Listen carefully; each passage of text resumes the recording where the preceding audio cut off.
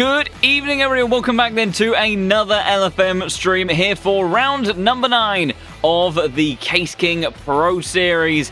And what a cracker we had last time out at the new circuit of Valencia. We were bombarded with a few things, both in the comms box to deal with at the beginning of the stream. If you were there for that, thank you once again for your patience and support. Hopefully tonight will be smoother running, but we also had some phenomenal racing on the track where drivers were tackling the 1.9.3 update to the game, our third iteration of little post 1.9 updates. And whilst we did get a new car, unfortunately no one featured it in the grid. Fingers crossed maybe we'll see that McLaren on the grid with somebody for this evening.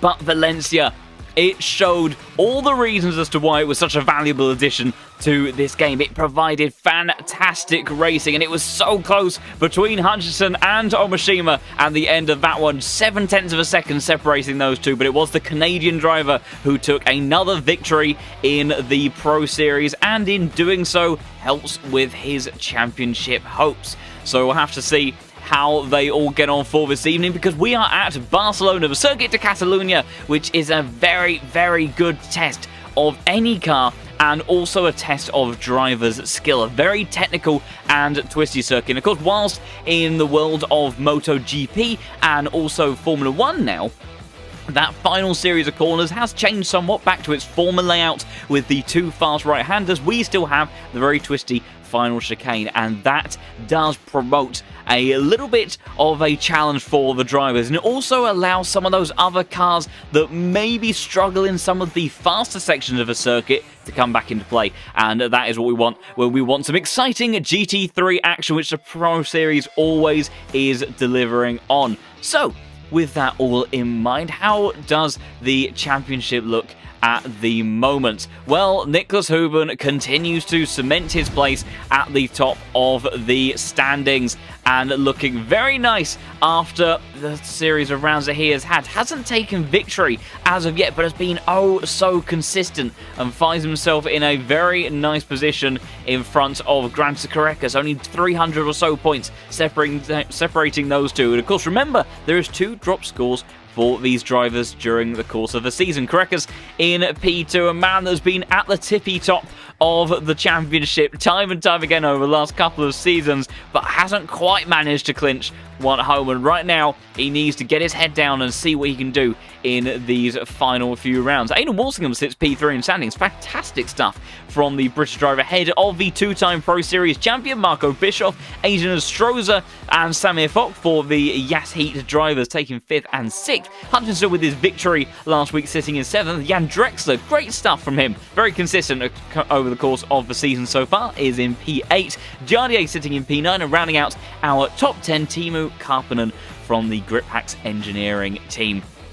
And it has been so close time and time again between all of these drivers, and I think that looking at some that we are going to have participating in tonight's action, that we will have very much the same sort of joyful racing that we know and love from this fantastic circuit. And speaking of this circuit, let's take a little bit of a tour of this 16-ton, 4.5-kilometer test bench of a track down in towards turn 1, and you wind your way through this very tricky series of S-curves to start with, then this long right-hander through turn 3. That's going to really chew up that front left tyre. Got to be careful of temperatures around here. Through Repsol Curve down at turn 4 in the very tricky braking zone down into turn 5. Very easy to lock up that inside left tyre. Down through Rekinka turn 6, easy flat, and then up through the chicane of 7-8 through turn 9. Big commitment corner there. Need to have a car that you feel very much at home with. And then down towards turn 10, trying to spot your braking point here, because we've got this hairpin-like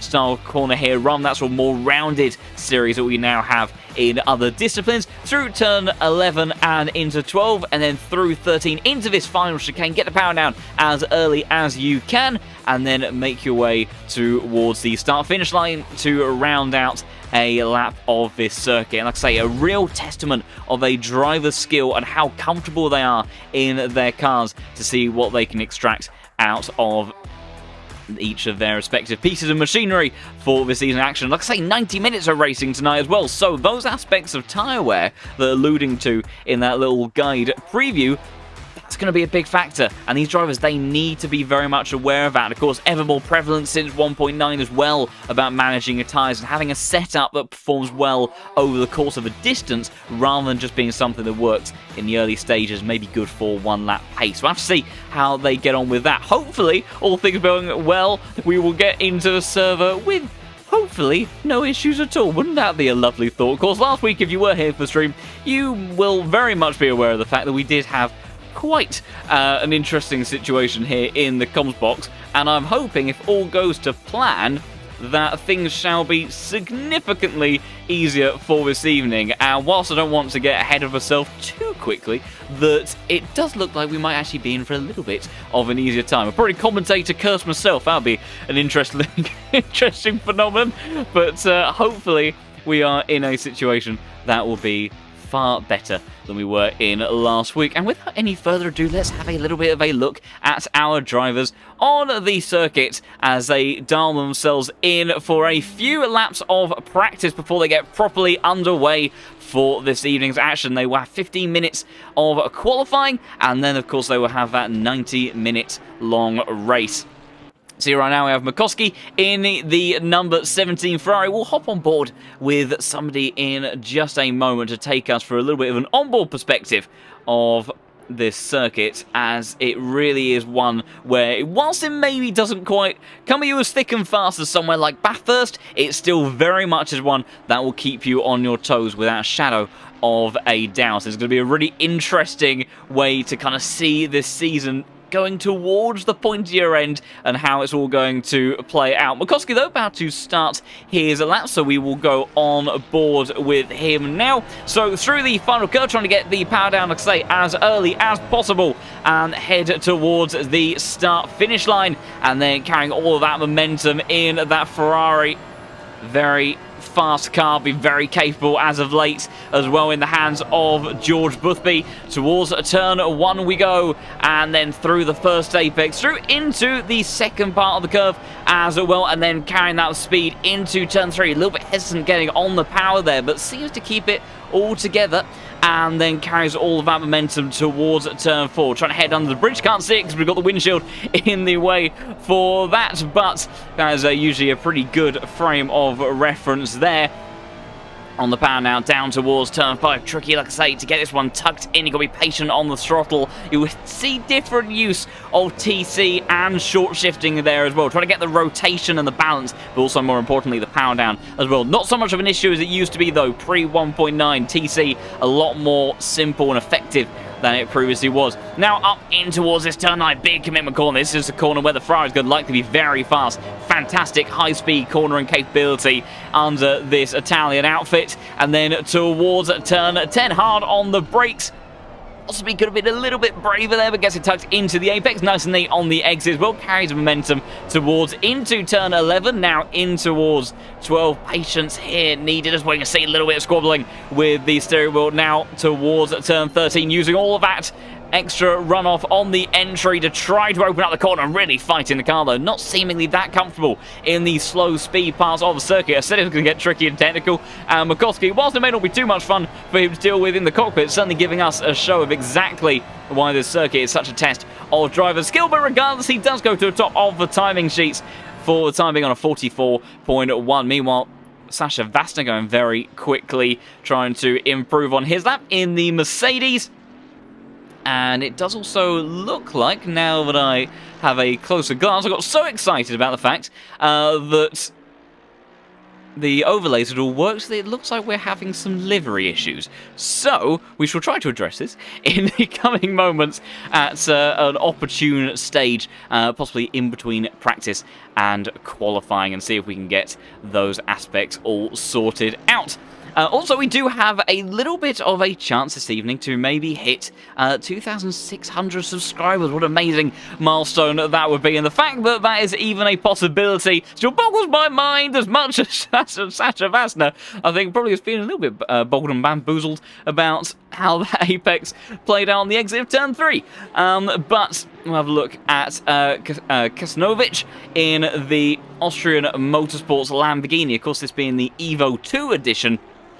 And see how he gets on. Currently 3 tenths up on his previous time, and Aidan Walsingham, another one of the Ferraris, 43.7. Going to be interesting to see how all of this plays out between the cars. We're still kind of trying to get a bit of a feel of how the 296, the Evo 2, the new McLaren we don't have too much of a reference for just yet, and of course the Porsche 992, how they all sort of fit into the overall playing field of this game. And they've definitely each shown their strengths and weaknesses so far. Lamborghini was absolutely stellar at Bathurst, was also very quick in the rain as well at Laguna Seca. 296, very good at circuits where there's that demand for high-speed cornering performance. Very balanced and well-performing car there. And originally was probably looking to be the fastest car at Valencia based on sort of what we had for kind of pre-season testing as such. But the way that things played out, Lamborghini is definitely the cars that were on fire there. I mean, George Boothby did a stellar job, gained 9 positions to finish on the podium, but it was just a little bit too far away at the tail end of that race to challenge for the top couple of spots, but still very good stuff for his championship points tally. Aidan Walsingham 3/10 up and going purple on right now. George Boothby slots into P3 for the time being. Kasanovic, we just saw, went up to the top of the timing sheet, and we'll see what Walsingham can do in just a minute. And unfortunately, no McLarens for this evening, I don't think. We will actually bring up the manufacturers list in just a moment, as Walsingham does improve and does a 43.4. Malik Mamad is improving as well. Let's see exactly what cars do we have in this field. Ah, yes, of course. Apologies. I forgot that much like a few aspects, unfortunately, of the overlay still aren't quite up to date, accommodating the latest cars. Unfortunately, that also goes for the manufacturers as well. So I should do some digging in the background whilst we look at the Frenchman who has found 2/10 up on his time thus far, and see if we have a little bit of a look at the sign-ups list. Do we have any McLarens for the evening? It'd be great to see if we can get that car on circuit, and the answer is no, unfortunately. So the 720S Evo will escape making its way to the top split of the Pro Series on another occasion. I have a feeling that there is one in the second split from a Colombian driver. I've got my flags correct, but confusingly representing Continental Honda Racing. But regardless of that, my goodness, that's a pit entry and a half from Malik Mamad there, and that is a certainly busy way to do that. I do remember Jolly actually making a little bit of a comment about the pit entry for this circuit not too long ago, but it did seem like it was fixed. But based on that, from Malik there, I'm not quite sure it's as enjoyable of an experience as perhaps it once was at other points. I will cut away from this as we have closed out that practice session, and we'll try to also make sure that we get our liveries all fired up and working so that we can see them in all their glory as we make our way in towards qualifying and then 90 minutes of action. So we'll try to take care of that in the background. And yes, also pointed out by one of the keen listeners in the chat that yes, I have said the dreaded word. It's not a game, it is a sim.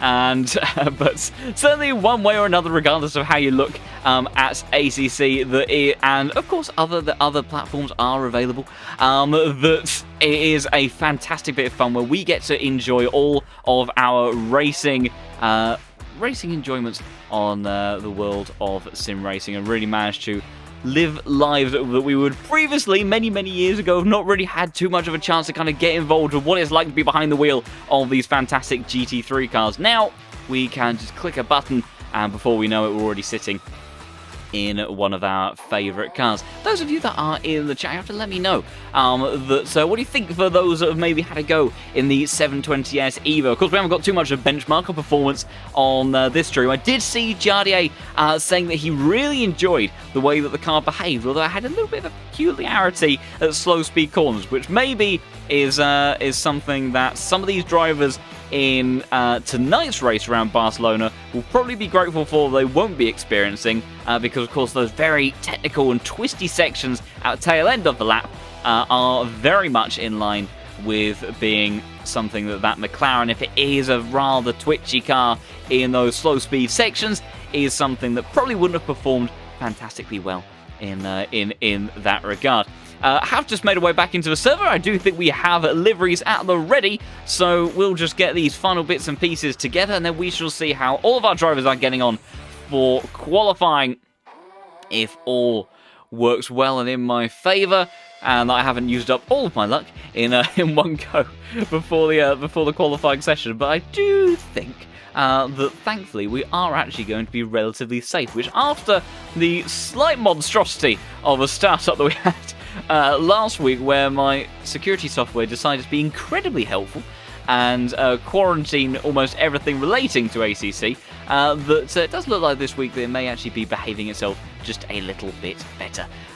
So, with all of that said and done, we can now actually have a look at what is going on in our qualifying session, complete with all of our glorious liveries from our drivers. Timo Karpen is at the tail end of the pit lane, but in terms of those that are further out on circuit, we have the likes of Aidan Walsingham, currently P3 in the standings. And look at the track conditions. I did think it looked a little bit glossy, greasy track conditions in these early stages of qualifying. Pretty dead wind and fairly cold temperatures as well, so maybe not likely. You can see there just a tiny bit of spray being kicked up off the rear tyres from the Ferrari, and those curbs are going to be very tricky in places. Want to be staying away from those. You see a big twitch from the Porsche just up ahead, and that is the danger. If you put a wheel on that slippery painted surface, that it definitely can bite you. And this is going to be a very interesting qualifying session. Only 12 minutes for the track to evolve.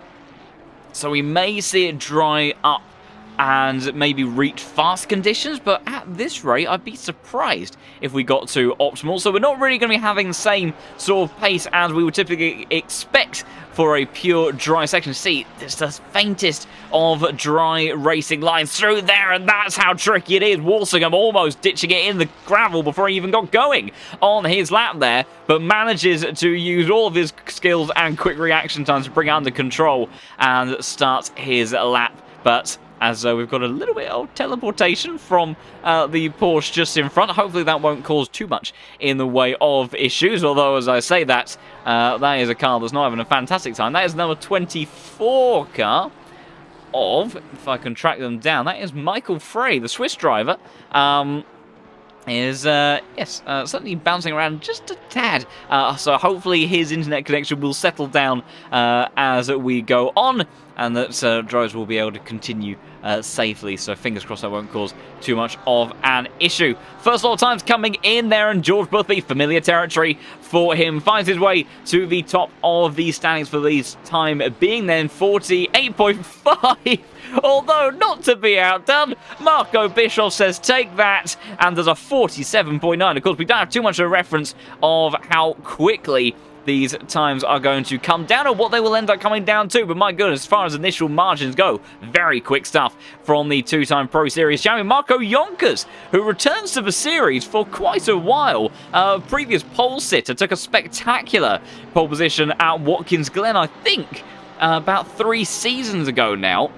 When he was driving the Porsche, and that was a tricky condition, a little qualifying session, a little bit like this. Conditions were intermittent, and that we saw dry running very early on. The rain came in extremely quickly, and it was this man that was able to get his lap in when it counted and take pole. Couldn't convert it into a win, but looking very nice on pace at the moment. But I have to say, Marcos, we get a face full of hillside there. Well, if you wanted your countryside inspection of the Spanish valleys, then you have it. But Marco Bischoff, more importantly, 1.2 seconds up on his previous lap time. He is absolutely flying. Big margins of gain behind as well from Jardier. Innestrosa as well, mighty in that middle sector. But right now, Bischoff looking absolutely fantastic in these tricky conditions. Whether that pace will carry over into the race, we'll have to wait and see, as Renault Ritchie, big lap time from him, 46.7, so a track without doubt is getting faster. George Boothby 47.0, Korekas 46.8, but I think that a lot of these drivers are about to be very disappointed because the Kate Chroma Racing Esports car is about to hit the timing beam, and it's going to be a 46.3. Purple in all 3 sectors from the German driver, and the previous positions end up somewhat resuming. Jardy, a big improvement from here, 1.7 seconds, managed to overturn that margin that Ines Stroeser's teammate had over him. I think got held up in traffic, goes up to the front row. So Porsches right now 1, 2, 3, and Renault Ricci is in a Ferrari, and then we're down to Correcas with the next of the Porsche. So almost Porsche lockout at the front of the field, but not quite. Small improvements at the front once more. Jonathan Clifford gaining some time in the number 25 Lamborghini there, 1.3 seconds up. And also, more importantly, Marco Jonkers was P2 a moment ago, now P13. That's how quickly this track is changing, and is very likely going to be the case that these drivers need to get their best lap in right at the very end of the session. Whoever crosses the line at last is going to have the best conditions and the best chance of doing something really special. One driver's trying to do that now is Clifford. 1.3 seconds up is the improvement, and up into P8 for the time being for the Lamborghini driver. Meanwhile, Marco Bischoff currently heading now down towards that left-hander turn 10 at the end of the Sector 2 split. And 8/10 of a second gain. Timo Karppinen up to the top of the timing sheets, 46.1. But Bischoff once again is flying. The track is developing very quickly in terms of grip. Still hasn't moved on from greasy conditions, but it's not slowing Marco Bischoff down. 1.1 seconds the improvement. George Boothby improves 45.6. Correcas 45.5. Drivers, of course, tyres now last a bit longer in qualifying. They can take these consecutive laps because they take time to get up to temperature. And that's a 45.1. Another 4/10 clear for Bischoff. Wasn't quite purple in all 3 sectors. That first sector goes the way of Correcas, but the Lithuanian driver, number 1 car in the server, unable to quite put it to the front of the field for the time being. What about George Boothby in this Ferrari? He's already gained 0.4 of a second, and he's only made it down as far as turn number 4. Timo Karppinen also continuing as well. He's found 6 in a second. Manuel Fuchs goes up into the top 5. And George Boothby will have to keep an eye on his lap time. He is going very, very quickly. Of course, I imagine these times will continue to tumble as the qualifying session goes on. But whether or not the Lamborghini at the end of this session will be the one at the top of the time machines, will it be the Ferrari or will it be the Porsche? Right now, those are the cars that are looking very difficult to beat. Robbie Stapleford up into the top 6. I forget which car he is driving. I have to double check in just a moment. Meanwhile, Timo Karppinen, see what he can do as he rounds out his lap. It's a big improvement up to the top of the time machine. 44.9 there from the Lamborghini driver. What about George Boothby though in the 296 number 5 car, making his way through turn 13 now, hard on the brakes through 14 and 15 then, trying to get the power down.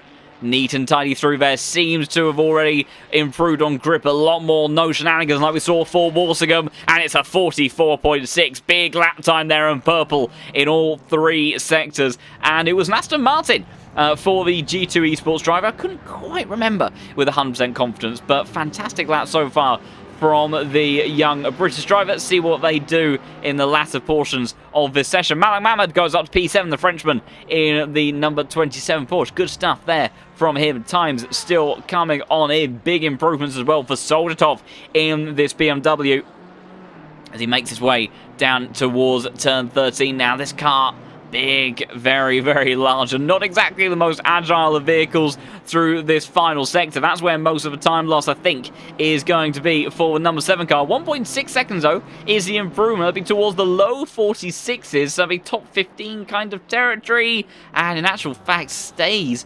P19, and then displaced by a couple more cars. One driver that is continuing to improve, though, Samir Fox, 7/10 up for the Latvian driver, and good enough for P4. Good stuff there from the Yas Heat Esports Ferrari, as our drivers at the pointy end of the field already back out on flyers. Grantis Correcas, one of the first to start getting his laps underway. And it's also rather crucial now about when you start putting laps in, because if drivers leave it to the end, if they leave the pit lane with 2 minutes to spare and then get their last lap in right before the clock dies out, And Korekis is actually deciding to back out that one and go again. We see the rather kangaroo-like Porsche in the pit. Does seem to be a little bit of a characteristic of that car. Also, big support I have seen for the last couple of weeks from this man, Thomas Morant, purple in the middle sector, currently front row spot of 44.8. Great stuff there from the Belgian driver, although immediately displaced from the Yasheet Esports Lamborghini of Valentine Barrett in the number 9 car. Michael Frey going purple. The Swiss driver, who we saw having a little bit of issues with his internet connection early on. Those seem to have calmed down a little bit, but one thing that hasn't calmed down is the Swiss driver behind the wheel of this 992 Porsche, because he is absolutely flying in this middle sector. This is looking like a mighty time from 24 car, but like I say, you can't leave your lap until the last minute. The last lap you do is likely to be the quickest, but you need to time it right with making sure those tyres have fully come up to temperature, because they do take some time now. Kesanovic in the 21 car has gone on to provisional pole, 44.602 from him. Michael Frey, though, continuing to find time, looking to really dig down deep into the 44s, even flirt with the edges of the 43 mark, and as he crosses the line, it's a 44.115, half a second put on the rest of the grid for the time being. But the likes of George Boothby going very quickly, 0.4 of a second up on his time, and we have gone into fast conditions now, so we are really going to start seeing some improvements. And George Boothby just trying to work out whereabouts he is in terms of his lap time. So he looks like he may have timed it pretty well. Inestrosa goes up to provisional P2, Morant back up to P3, but George Boothby is purple on this lap. It wasn't actually a personal best in the first sector. Middle sector was pretty good, but this final sector is where he's really come alive. Marco Yonkers back up to the pointy end of the grid. You are not going to be able to call this one until the checkered flag flies for this session. Tibu Karppinen now up to the front row in the Lamborghini as well. Walsingham down into the 43s for the first time, 43.767. Jardier only good enough for a 44.1. What about this man, though? Last week's podium P3 finisher, George Boothby, slots in 0.005 of a second behind the man that he raced so hard. I think it was with Watkins Glen just a couple of rounds ago. So now it's Ferraris 1, 2, 3, and then Porsche rounding out the top 5, and then Lamborghini and BMW. So I said that it was going to likely be bouncing around quite a bit, and that is exactly what it is doing. Jardier immediately has found some pace. He was purple in the final sector last time around, and he is absolutely flying in the opening sector this time around. And no, unfortunately in the chat there are no McLarens in this split for this evening, and I think partly as a result that once you have drivers sign up for this championship, they have to commit to the car they have chosen. So if you had chosen the Ferrari, Porsche or Lamborghini at the beginning of the season, you could upgrade to the new version of that car, but any other choices that were made, those were locked in. So unfortunately, we're considering we're quite at the tail end of the season. No drivers, not many new drivers coming to the championship, and as such, not too much in the way of opportunity for the McLaren to now be a popular choice. So, unfortunate there, but hopefully, when we go into what will be season 11, my goodness, how far we have come in the LFM over the last few months.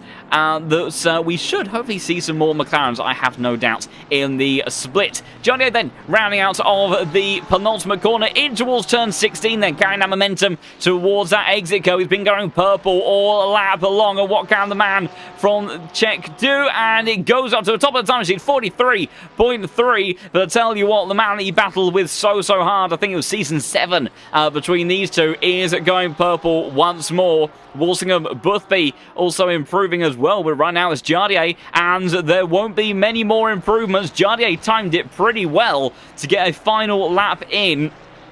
Bischoff, though, this is going to be the last thing that he can do in this session, so he really needs to wring the neck out of that Porsche. It's going to be marginal for pole. I don't know if he's quite done it, and he hasn't. So Marco Bischoff, after looking lightning fast in the early stages of this session, will not be on pole position. So it's now Ferraris trying to challenge the Porsche of Jardier, trying to see if he can get pole position for the first time in quite a while. I'm not sure if he even had a pole position last season, but he's been dialing in the pace of this Porsche, and all the experience that he has inside the cockpit of that car really does come together when you have these tricky conditions. And you can see in 30 minutes time it was due to rain, so Lord only knows what that's going to mean for the race. Few more cars finishing their laps now. Walsingham, I think, and Boothby has backed out of his lap, so nothing further from George Boothby. He will start only in 4th place at best, but the likes of Omashima and Renault Ritchie behind improving as well. Walsingham, though,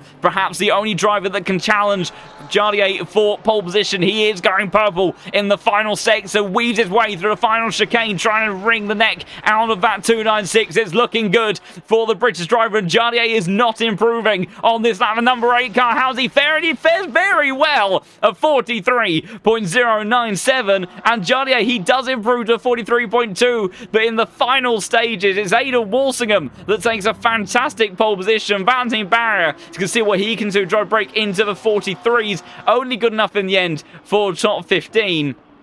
But Aidan Walsingham take a bow. A man that's been going from strength to strength in recent races and has been performing extremely well. And that was a fantastic lap there from the British driver, the Visceral Esports driver in that Ferrari. And whilst he didn't quite come away with a victory when he went toe-to-toe with George Boothby previously, maybe today he can do something special and bring it all together. We'll have a look through our starting grid in just a moment and see exactly how all of our lineup fared, because the order was jostling around so much at the tail end of that session. Big thank you for the support, and all newcomers to the chat. Big welcome to the LFM community. We do have these Pro Series races weekly on Thursdays, and of course we will also have the Virtual Endurance Masters this weekend as well, a championship that is running throughout the rest of the year and has provided some fantastic endurance racing action. If you are enjoying what you are watching this evening, then do consider subscribing to the channel so you can stay up to date with all of the streams that we have going on, and we are closing in on 2,600 subscribers. There's a small chance that we could hit that tonight,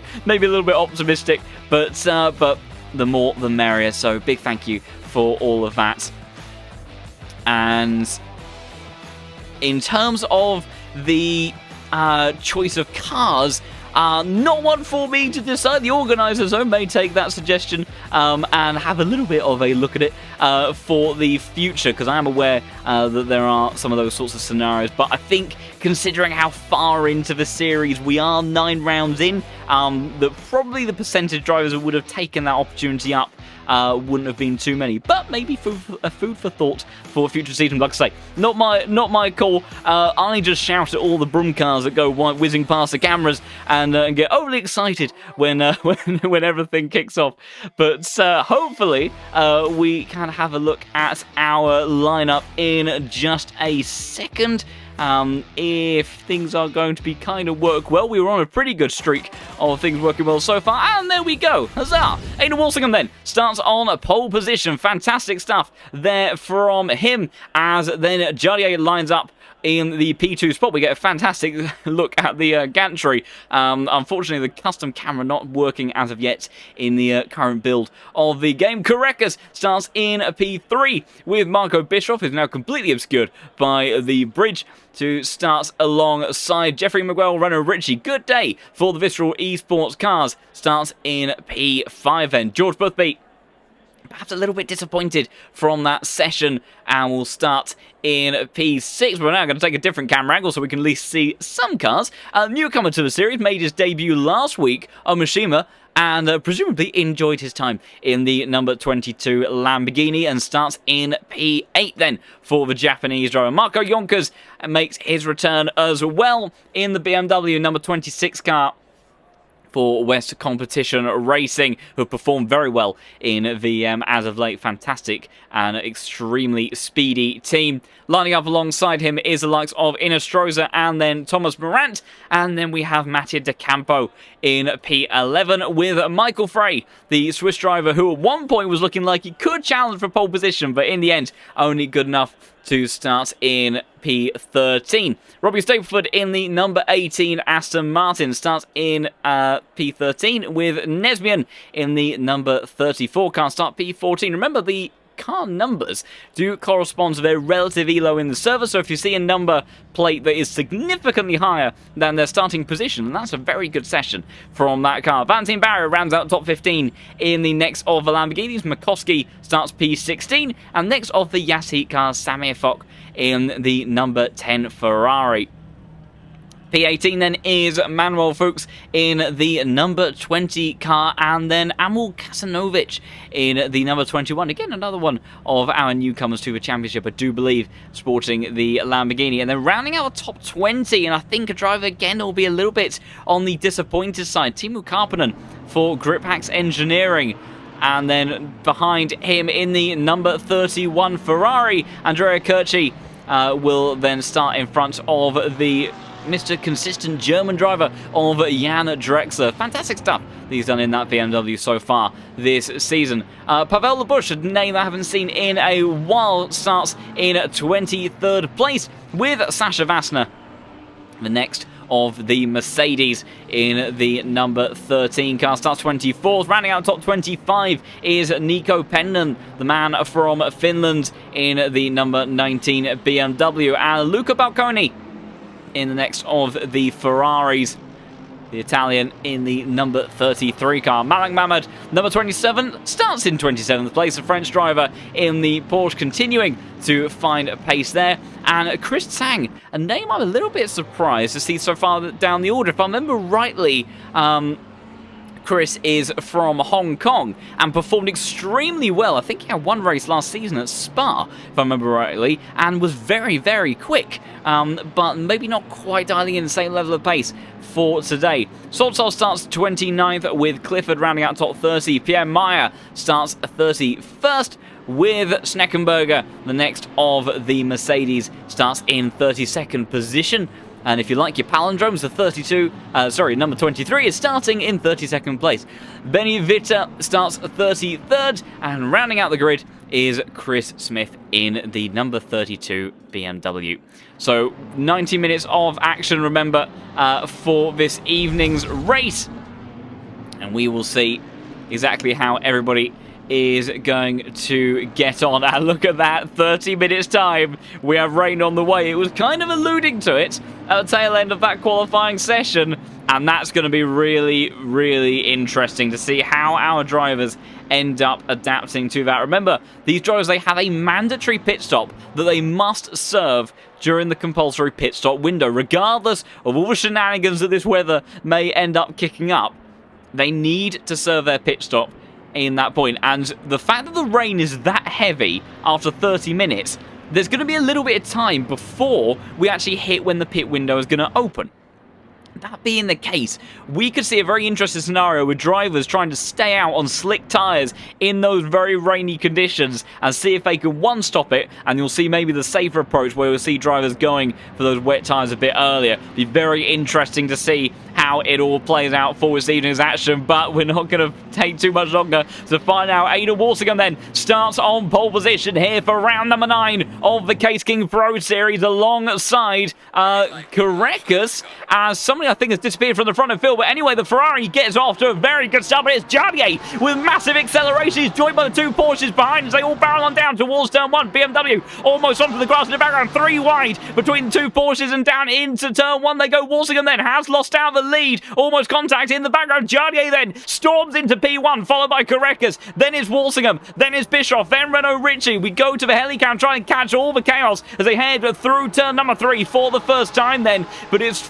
Porsche now leading the way. Ferrari down in towards P3. It's all battling in the mid-pack as well, just as you'd expect at the beginning of any Pro Series race. Down in towards turn 4 now, as they're almost 3 abreast all the way down the field. But fantastic start. One of the Porsches, that might have been Michael Frey, I think, getting into the gravel there in the background, but just about manages to keep it going okay. A little bit of door banging there further up. George Boothby trying to apply the pressure. In fact, actual fact, he's trying to hold off the Japanese driver of Omashima. But Jardier, dream start from him, leads ahead of his teammate Carreras, Walsingham and Bischoff then following in hot pursuit. George Boothby immediately coming under pressure from the Lamborghini Evo 2, swapping in positions further down the order as well. Yellow flag out for somebody. That's Jonathan Clifford, the American driver. Boothby having to defend the inside line down in towards the hairpin for the very first time. It's Inestrosa now, maybe trying to get alongside, but he can't quite do it. What about Matty DeCampo, though, versus Thomas Morant? And it's Thomas Morant that is going to lose out potentially just to one position, maybe even two, but he does look to hold on to that and stays in P10 for the time being. Back towards the front, though. Look at that, already feeling the pressure is the number 3 car, Correcas, in hot pursuit of his teammate. Of course, Veloce and Yassi, very much sister teams. Does that mean that it's going to be friendly between these drivers? He'll be respectful, but I'll tell you what, Jardier is going to be fighting tooth and nail for this one. He wants a victory in the Pro Series. It's been a while since he's seen the top step of the podium. Thomas Morant continuing to come under pressure now. Down towards turn 1 they go. Michael Frey trying to go towards the outside. He can't make anything stick there. I tell you what, those getting busy between Inestrosa and Omashima. Inestrosa getting it all wrong. I think that might have been a bit of a dive on the brakes there and has lost a chunk of time. George Boothby has managed to escape away from the Japanese driver in the meantime.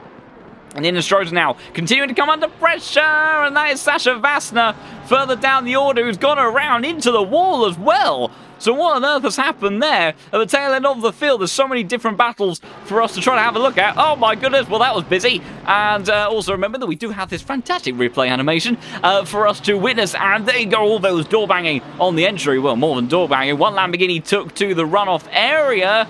Oh, I'm not liking the look of this, and it's going to be, oh, it's just so tricky, 3 wide throughout part of the circuit, and Sasha Vassner, I'm not sure if there's anything that realistically that he did wrong there, but regardless that it has not gone his way for the Mercedes driver, I'm sure that the stewards will be having a look at some of that very, very shortly. Meanwhile, Valentin Barrett trying to send one up the inside of Nico Pennanen, and there's going to be a nice little switchback for the BMW, who sees the Frenchman back down into P19. Up at the front, though, it is still Jardier, Correcas, Walsingham, Bischoff, Renault Ritchie, Boothby that lead this top 6 of this Pro Series group.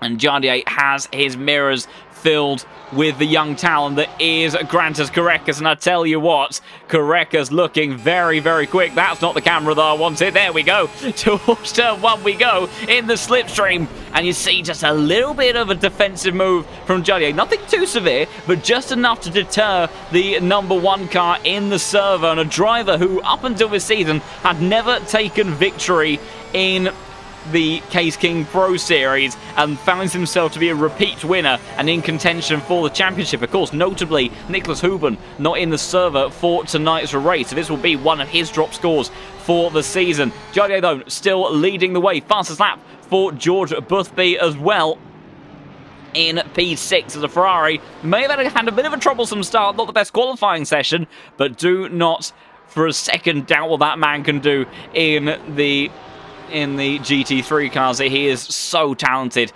at wielding. Up towards turn 9 then we go as they all fly past our screens.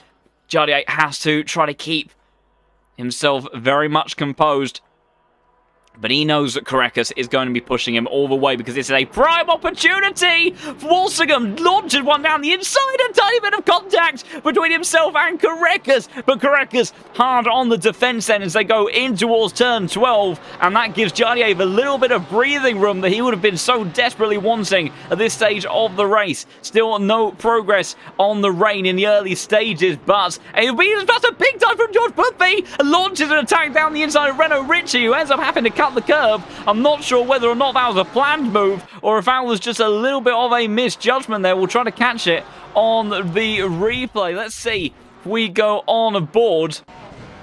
Again, not what I wanted. There we go. On board with the number 5 car. Apologies. There are a bunch of things, unfortunately, with the overlay were not quite working in the way that they normally would. So I'm having to try to adapt on the fly. So as we go in towards this chicane there, George Boothby carries the momentum. That does seem very purposeful. My goodness, I think Marco Bischoff as well would have been desperately trying to make his car as small as possible when they got to the apex there. Thankfully, no contact was made, although side-by-side action now between Yonkers and Frey for the battles just outside of the top 10. The BMW coming out on top in that. Well, oh dear, what's happened there? Michael Frey, whose, I think, internet connection may have got the better of him there, because he did sort of just teleport into the gravel as far as I could see. But unfortunately for the Swiss driver, not going the way that he would have wanted. Swapping of positions as well for the likes of Manuel Fuchs. Timo Karppinen moving up into 15th spot.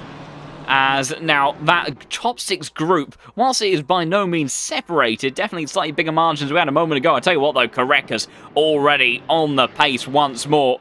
And applying the pressure to Jardier. But of course, they could have very different setup philosophies when you've got these mixed conditions. Who has obliterated the poor polystyrene barrier? There was a flashing of the lights there from Balcony. I'm not sure if that was a mission of guilt or just a signal to say that he wasn't best pleased with perhaps the scrapping they had there with Kesanovic, who gets themselves up into 21st position.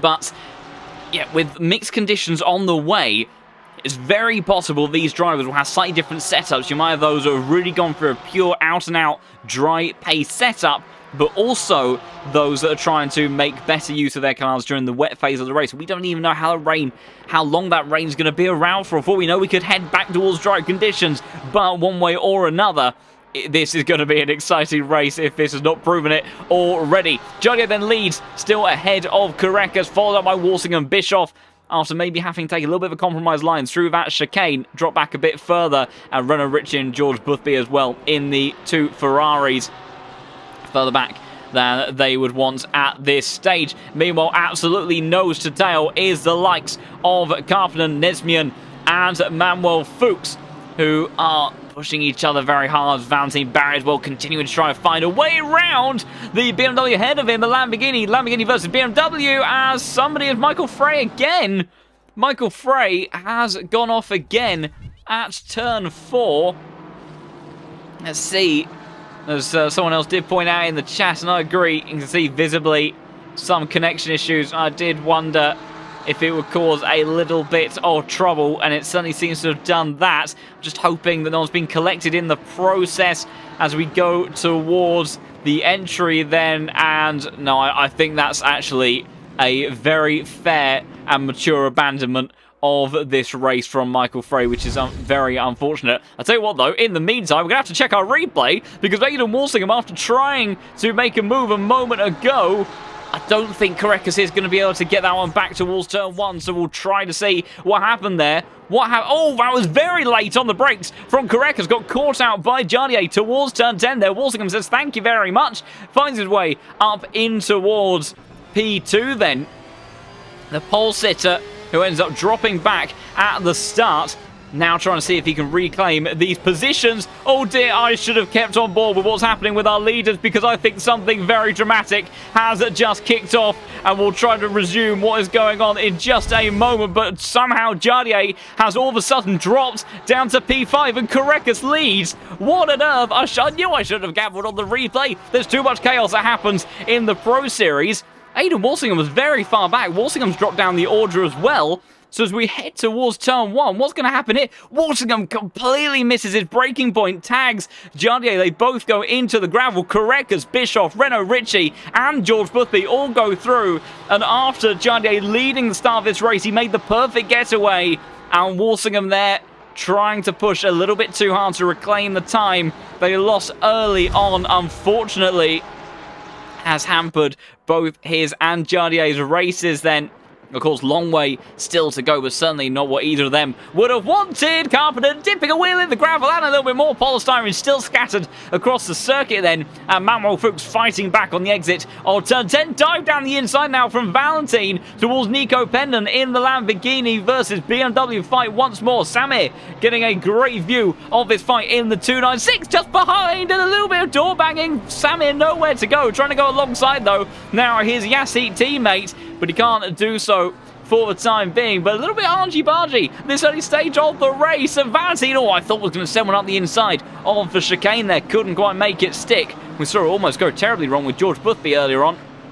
And that part of the circuit as well. Of course, also I do want to make a mention of the fact that if occasionally a camera transition is a bit delayed, I can't actually see my screen very well because the microphone's in the way. Very complicated situation. For those who were here last week, they'll be able to tell you more about it. But hopefully all will go well for the time being. Correcas said, out of nowhere, finds himself in the lead of this race, but it's Marco Bischoff that is really applying the pressure now. The German driver coming alive as we head into optimal track conditions. 43.395, the fastest lap of the race from the German driver.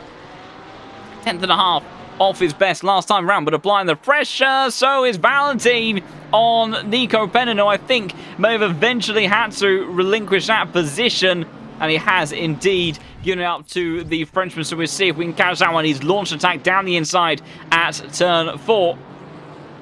Nice and easily done there. Well, I say easily, of course, these drivers are all extremely talented and giving one another a very tough time, but he does pull off the move very nicely in the end.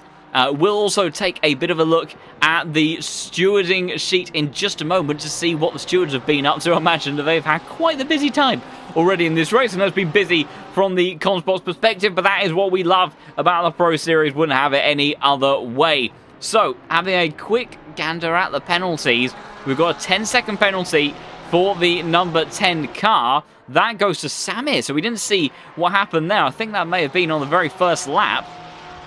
Drive-through penalty. Oh dear.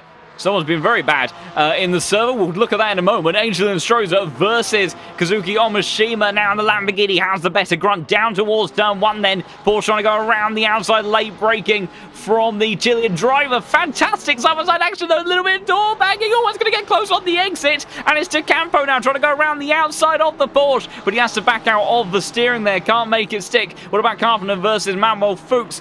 And I think it's the Lamborghini that's going to come out on top in that one as well. Although, good run for the Porsche through that corner, but can't quite make it stick as they head now down towards turn 4. We'll keep an eye on our scraps at the front of the field then between Carreras, Bischoff, Renault, Ricci. But the number 28 car drive-through penalty for causing a collision. And that goes to, that was Pavel Labouche, who I think may have either disconnected from the server. He is still in the server, but he has dropped very far back, so definitely was involved in some sort of heavy incident, unfortunately. And several incidents noted, not quite all reviewed, though, and I think that's fair enough. The stewards have had quite a lot to deal with in the early stages of this race, and we're only less than 15 minutes in, so definitely buckle in for the rest of this one, because in 10 minutes' time, we have rain, and that is well ahead of the pit window.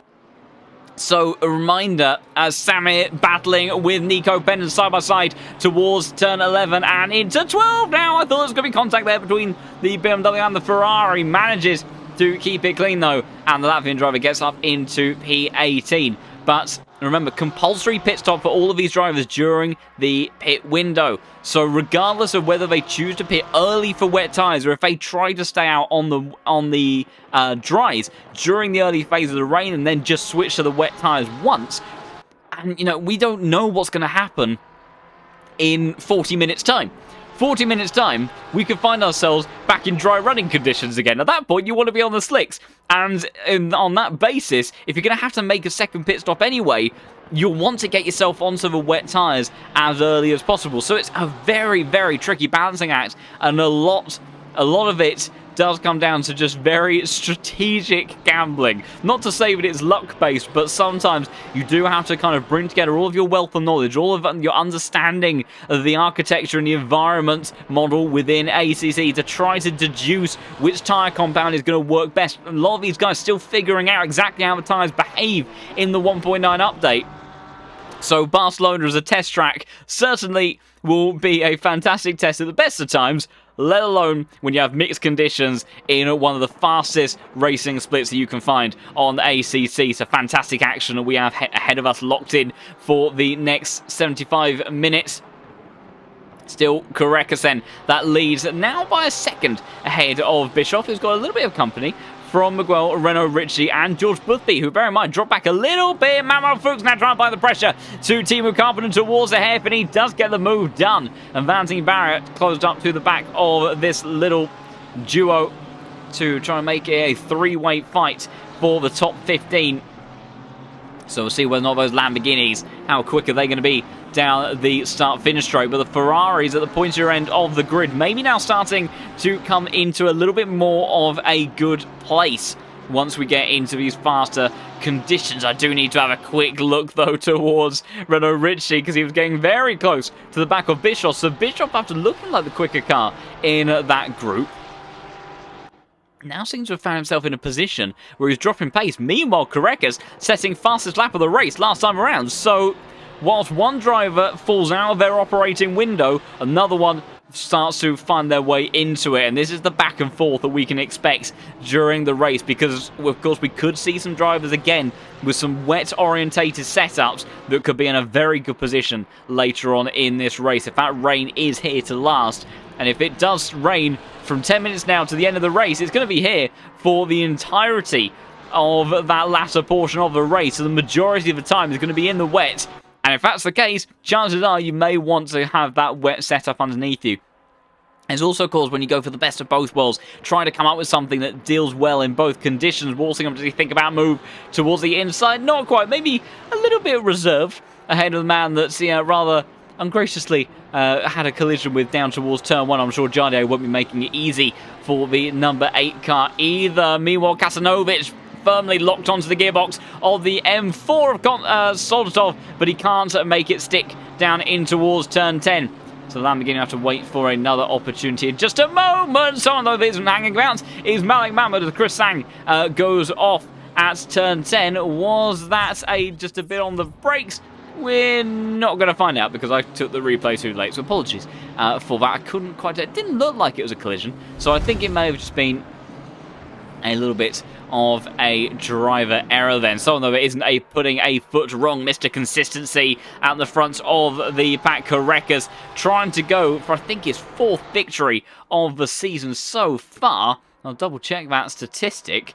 And I'm glad I checked it because it would be... no, it was right. 4th victory. I can't read. 4th victory of the season. What a record that is to have so far. This would be the 9th race. If he does win today, he would have won almost half the races this season, and yet somehow is still not leading the championship on overall points tally. But with Hoburn's drop score applied to this round, as of course it will be a 0 score for the German driver today, that Korekas definitely will be moving into the championship lead, I think, both with and without those drop scores applied. Malik Mahmoud versus PM Meyer has just swapped positions. The Frenchman finding a bit of pace and has got by, getting very busy now. Mamo Fuchs and Timu Carpenter, these two have been scrapping a while, and an opportunistic move from the Lamborghini driver. Tiny little bit of a nudge from the Porsche as they head towards turn 10 now, and towards the outside, not much room being given. The BMW of Nespian watching with a great deal of interest behind them, hoping that these two scrap for quite a while. I'll tell you what though, it's brought Valentin Barrier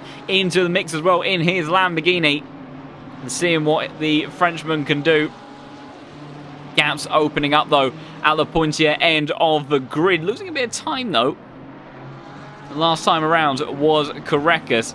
0.3 off his previous best. Wasn't quite fast driver in the server. Those honours went to the man that is chasing him down, Marco Bischoff. 18 and Strokes are trying to make a move on Omashima. Launches an attack down the inside. Can't make it stick though, so he'll have to wait for the time being. What about Nespian versus Carpenter versus Manuel Fuchs, weaving almost 3 wide down in towards turn 1. Then Lamborghini towards the inside of the BMW. Someone just went off there. I think that was the Porsche just behind all the Lamborghini. I wasn't quite sure. And there he is. And that is Valentin Barrier, who's got a round on the re-entry there. But Carpenter has gone through. Manuel Fuchs, so he's got a lot of company. Nespian has almost lost 2 positions, and he has lost 2 positions in just as many corners. But disaster for Valentin Barrier, who got it all wrong under braking towards turn 1. Was a bit greedy on the re-entry. And unfortunately has found himself facing the wrong way on the exit there, and now is down in top 30. And here's the rain. It may not have switched to the rain graphic just yet on the weather, but that's definitely rain, and I don't know about you, but I don't think that's very optimal conditions for these slick tyres. Very close, and you see immediately feeling the pressure on these slick tyres. Who will be the first to blink? Surely the majority of these guys. You see, 30 minutes time, it is because the rain is going to go down, but I think they have to go for wet tyres. I don't think you can afford to stretch out this stint on the slicks. I would have loved to see it, but I think that this is going to go to wet tyre territory very, very quickly. Let's keep an eye on what our race leader's going to do. And Koreka staying out, so is Bischoff. All of these drivers deciding to stay out. Their next batch of cars. And Omashima, he's the one to gamble. Keep an eye on this man in the 22 car, because He may very well be a game changer in this race because the rain, in 10 minutes time, it's going to be very, very heavy. So surely these cars have to come into the pits, and I'm not sure that slick tyres right now on this track surface is the way to go. Big bit of bravery there from Marco Yonkers, and it's a bit too much because you see those slick tyres, they're not biting on this track surface, and he goes very deep in towards turn 1, gathers it all up again. And did anyone else come into the pits? No. So Omashima, the only driver to come into the pits then. And I really do think that may have been the right call, and what a big call it could be. We'll have to see, because look at that, the rain is definitely increasing. It's obviously going a little bit up and down, because that was going down not too long ago. With 30 minutes time, we have very heavy rain on the way. We could be going into flooded territory, and that's certainly going to be a very interesting phase of the race. So right now, looking like we will have drivers change onto the wet tyres, but now it's a question of when. And you see a little bit of a squirrely exit there for the 296, a car that we often see being so planted. But when you've got track conditions like this, it gets very, very tricky. As this top group now weaves their way through the final sector, and the rain getting increasingly heavy by the seconds. Surely it needs to be a time for wet tyres now. I just can't see the slicks being suitable. Steckenberger has managed to make his way by the Audi of Meyer. What happens now? Grantas Correcas, he stays out next to the Ferraris. The first of the Ferraris, Renault Ricci. He's decided that it's now time for him to come into the pits. So has Walsingham. Jardier, he's staying out as well. So we are still getting a very interesting phase of the race. Who is going to continue to blink anymore? Robbie Stapleford comes into the pits as well. What about this little group outside of the top 10 then? And I think it was Soltov in the background he has in the BMW. We're now at damp conditions. As also further down the order, Valentine trying to go around the outside of the Mercedes. That's Benny Vitter in the Yeet Esports car. And Valentine deciding that he wants to go and get a set of tyres instead. Omashima then. 52.3 was his outlap. Now remember, wet tyres you see as effectively a blank sidewall. Dry tyres have a little yellow sidewall featured on them. So keep an eye on this man. Gaps fairly spread apart throughout the rest of the field. A little bit of tussle going on right now between Samir Fock and Nico Pendant. And not too many of the key drivers around Omashima have decided to pit yet, but I am interested to see whereabouts they end up being placed. Because that's a yellow flag for Renault Ricci. That is him just exiting the pits now. And you see, relative to got Aidan Walsingham coming through then. And there you go. Omashima then, I think, is going to leapfrog Walsingham in all of that, unless I've got that wrong. No, it absolutely has. So, Omashima, I think, I'm fairly confident that he was not in front of Walsingham before that lap. And his wet tyre strategy going for the bid on those early tyres, I think, has worked out very well. And if that's the advantage he's gained in one lap, imagine the difference it is going to be for those at the pointier end of the grid. Oh, and this is getting so interesting. Look at the rain. In 10 minutes' time, it's continuing to get increasingly heavy. But then in 30 minutes' time, it's going to drop. But it's still going to be raining, so surely they have to go onto the wet tyres. They can't stay out on slicks until their pit stop. I'm trying to think, so they need to go for another 10 minutes. They need another 10 minutes of driving on these slick tyres before they can switch over to the wet tyres. It's going to be so tricky. Of course, they'll be committed to this one-stop strategy as well once they do that. If it does dry up later on, that really harms their options. And we saw Caracas do something similar with this before, where he stayed out almost, I think, longer than anybody else. It was how he ended up winning at Laguna Seca, whilst the likes of Hutchinson and also Timu Karppinen came into the pits. Caracas, he held his nerve, he stayed out. That was how he won that race. Will it work today? Considering the longer distance in this race, I'm not sure. It's going to be really seriously tricky of these next few laps, and we'll hop on board with the Lithuanian in just a moment. Whereabouts is Marco Bischoff? Oh, going to sit. There you go. That extra lap has made a difference, because Renault Ricci now finds his way in front of the two-time Pro Series champion, and Omashima has come out alongside, a little bit far ahead of Mattia De Campo. But that earlier pit stop definitely right now is gaining the advantage. Nespian, next one out of the pit. He's going to have Soldatov for a little bit of company. BMW versus BMW towards turn 1. But I think the number 34 car, if he gets it all together, will make it stick. Tricky also between Yonkers and Walsingham there. So Marco Yonkers goes very deep on the brakes though at turn 4. So I think that will bring an end to that initial charge. Tell you what, George Boothby looking pretty settled. They are staying out. So surely now at this point, these drivers, they have committed to the one-stop strategy. And they are going to try to stretch out this stint as long as they can. But you can see Correca sliding there, bringing out white flags. They're traveling so slowly by comparison to their previous laps. Thomas Morant exiting the pits now.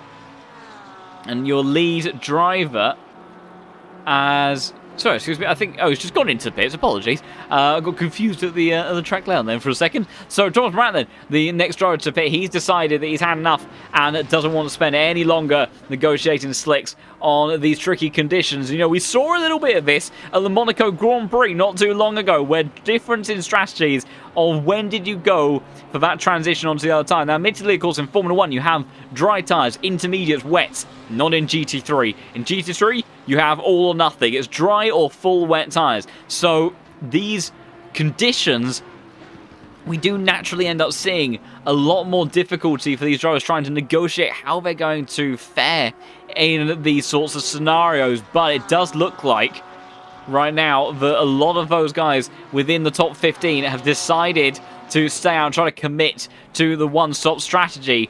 So Phil has a big moment there for LaBouche as well, giving us a great demonstration why it is so tricky right now on those tyres. 56.9 last time round for Correcas.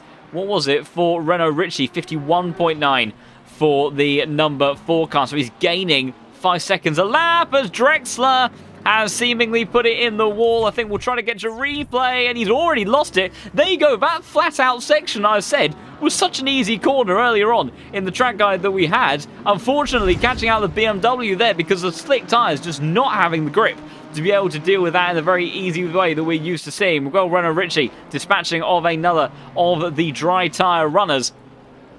And try to think, so, Correcas then, is he going even slower? It was a 2-minute lap time from Correcas last time around. We'll see what it gets like for the wet runners, because I think it is going to continue to get very heavy. But look, we're almost borderline into flooded conditions. This is very tricky times. Faithful of Valley once again in the Spanish hillside. Nespian dropping positions like flies. PM Maya also struggling as well. Side-by-side action in the final chicane. It's all kicking off here at Catalunya as they all struggle to try to get the power down. Kesanovic versus Balconi now towards turn 1. And it is going to be the Italian driver by the looks of it, although that's very deep under brakes. Switchback for the Lamborghini, I think. Well, I would say he's on the dry stuff. That's a relative term. He's certainly on the speedier tarmac, and there you go. Because of the rainy conditions, I don't think the Lamborghini there has been able to get the position in all of that. But whether or not the stewards have anything to say about it, we'll have to wait and see. No further penalties. That's a lie. Excuse me. Number 31 car has got a 5-second penalty for causing a collision. And the number 8, which I think is Walsingham, has got a 10-second time penalty as well. Meanwhile, Renault Ritchie getting past another car as Jan Drexler again having issues. He's out of a camera shot for just a moment there. And the Ferrari doing 54.1 on the last lap, so still 6 seconds gain there. And we've still got about another 4 laps to go until, for complete laps, that would be, until we get into the pit window phase. I'm really not sure that, I mean, of course, these drivers will have to do another pit stop. The rain is easing off, though, later on. And it's going to be so tricky to see. I can't wait to see how this one plays out. Let's go on board with Correcas actually towards turn 1 and see exactly what it is like for him right now, trying to hustle his way around. Still not finding the... we'll go on board with that camera. For some reason, none of the cameras have worked in the way that I wanted. Let's stick on board a little bit. This is what it is like with slick tyres in these flooded conditions. And quick reactions there from the Veloce Esports driving. You see, he can barely get the power down. 202 last time around from the Lithuanian. And we'll see what Renault Ritchie does in just a moment when he next crosses the line. But these are very poignant times for the likes of Kurekas, Boothby, Jardier, Inostroza, McCoskey, Karppinen. They've all not come into the pits. And whilst these guys are getting slower as their tyres get colder and colder, Renault Ritchie, again, even negotiating traffic, did a 154 lap time. And Kurekas almost losing exactly the same way that Drexler did down towards this next section of the circuit. And this is just survival mode now for these drivers, because that was another 8 seconds gained for the Ferrari of Renault Ritchie there, who may have played a very fantastic strategic card instead. And Jonathan Clifford gets it all wrong through the opening sector there. De Campo and Walsingham both go through. Jardier, white flag for him. A lot of these white flags are just because they're going so slow relative to their drive pace. The overlay thinks they're constantly in danger. To be perfectly honest, it's a fair assumption these drivers are very much in danger of getting it all wrong. And a couple of more laps of this very difficult conditions for these drivers. Robbie Stapleford just making his way past Chris Smith in the Aston Martin. And this is all going to come down to how... Because, of course, when the drivers that have made their one and only pit stop, someone's brought out a yellow flag. That was Pierre Meyer, who I think may have just had an incident down at the chicane. And there you go. It was very much into the... I'm not actually sure he was hit, or if he aquaplaned, or quite what happened there, to be honest. But one way or another, unfortunately, the Audi did end up in the gravel and has dropped positions in the process. Omashima gaining another position as well in the 22 Lamborghini, the first driver that went onto those wet tyres. Kurekas 202.7, so he's consistent, which, considering the conditions he's facing right now, is an absolute Christmas miracle. Manuel Fuchs trying to apply the pressure to the Lamborghini of Teemu Karppinen. It's scary to fight in these conditions, though, because you have no confidence. Someone over is loving life right now and thinking he is in a real shot. He's only getting faster as the rain's getting coming down. 53.8 there, and yellow flag briefly was shown for Kesanovic. And look at this. Let's go on board, actually, with Renault Ritchie, as he is about to scythe his way past all of these cars, looking like he's racing against the AI here. But that is the difference with these wet tyres. 53.8. So he gained another 8 seconds over Kurekas last time around. And he will have an extra pit stop to make, but look at the way that the rain is phasing in and out. We've got lighter rain in 10 minutes time, then we're back to heavy rain in 30 minutes time. Out of the spray, or out of nowhere, Samir Fock appears, and the Visceral Esports car is going to dispatch of him very, very quickly. Now, Kurekas may be about 20 seconds or so up the road from Renault Ritchie. Bear in mind, at the pace that he is catching, that's only about 2 laps away for him to have him in his sights. There's another one, Nico Pendon, and that's getting tricky. That is one of the BMWs, and that is Pendon there. I think that is one of the Porsches. That's a lap down, though, that has just got out of the way. Renault Ritchie then briefly has some clear air. Oh dear, as Luca Balconi massively goes wide, as the Marco Bischoff was making his way by. So have a look and see what happened between those two then. 203.3 from Kurekas last time around. Keep an eye on these times as we go. You see, there was Renault Ritchie sidling his way through the pack towards turn 10. And Bischoff going towards the outside. And Bukowski comes into the pit. So does Karppinen. And there you go, just completely locks up. Bischoff, though, very much aware. Great deal of experience and maturity in the cockpit of that car. And he keeps it all together. So, pit window has now opened. But crucially, Kurekas, your race leaders, were forced to do an extra lap. Because of when they crossed the line, Kurekas was too fast for his own good. Because they came across the line before that pit window had opened, but it worked perfectly for the likes of Karppinen, McCoskey, Pendon, Balconi. All of those drivers have come into the pits. So, where does this put things then? Renault Ritchie currently sitting in P6, 54.9 last time around for him. So he'll gain about another 7 seconds on this lap, and he will stay out for the time being because he is going to want to pit as late as he can in this pit window. Remember, that although he has done a pit stop, that he has to serve a compulsory pit stop during that mandatory pit window. Sides one down the inside of the Porsche driver, not wanting to waste any time at all, and decides to continue to apply the pressure. Mikoski and Karppinen just coming out of the pits now, and you can see the amount of time they have lost to the likes of those that were battling around them. Big time difference there. But whether or not that saved pit stop, will it favour them later on in the race? We'll have to wait and see. But with the rain coming down heavy later on, bear in mind when the track starts to dry up a bit, as Korekas does eventually come into the pits, so does Boothby. We'll see the rest of our top runners coming into pits now, I am sure. That when those tyres, are they going to start to get a little bit hotter during this next few parts of the race? So these drivers now, they're either going to be running on tyres that aren't in an optimal tyre pressure window because they'll want to have them in the optimal window for when the rain comes down heavy again in 30 minutes time. In contrast though, you're going to have the likes of Renault Ritchie, who is going to carry on running around on these tyres that are looking to be dealing very nicely with these conditions for the next 15 minutes, and then get onto a fresh set of boots towards the end. He'll have a better idea of also what the forecast is going to be towards the end of this race. He can really optimise those pressures. So can the likes of Bischoff and Omashima as well.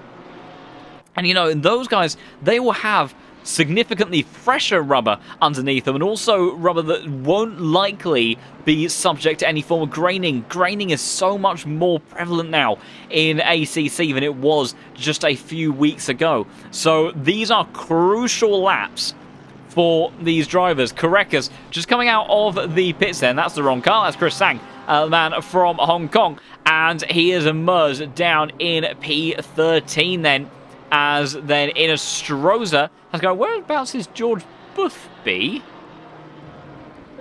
George Boothby is, oh, it was just timing board being weird. George Boothby is on the gearbox of Jardier, so George Boothby has lost time, I think, to Jardier then, because Jardier definitely is getting himself into a better position than he was earlier. Of course, he dropped further down the order, so whether or not Boothby missed his pit box, then that is going to be a very interesting way for all of that to play out then. And thank you for the correction in the chat. Apology, the weather graphic for me is about 4 pixels tall because I do all of this on a single monitor, and so I have to end up watching through the OBS preview, so it does get a little bit tricky to see. So we do have intense, it's changed again, I might need a further clarification. So we do have intense rain that seems to be maintaining itself for the time being, and then in 30 minutes time, it does look to be getting drier. We'll have to refer to the chat for maybe confirmation on that front, but at least from my interpretation of what's going on at the moment, that is what we're likely to be facing.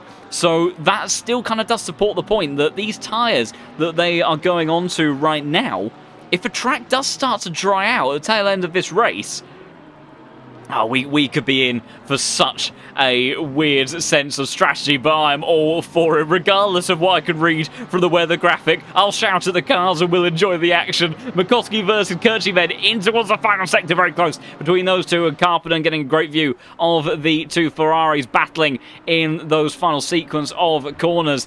Trying to see if a Lamborghini can do anything there. Very deep on the brakes from the Griphacks engineering car. Griphacks very much is needing to come into effect.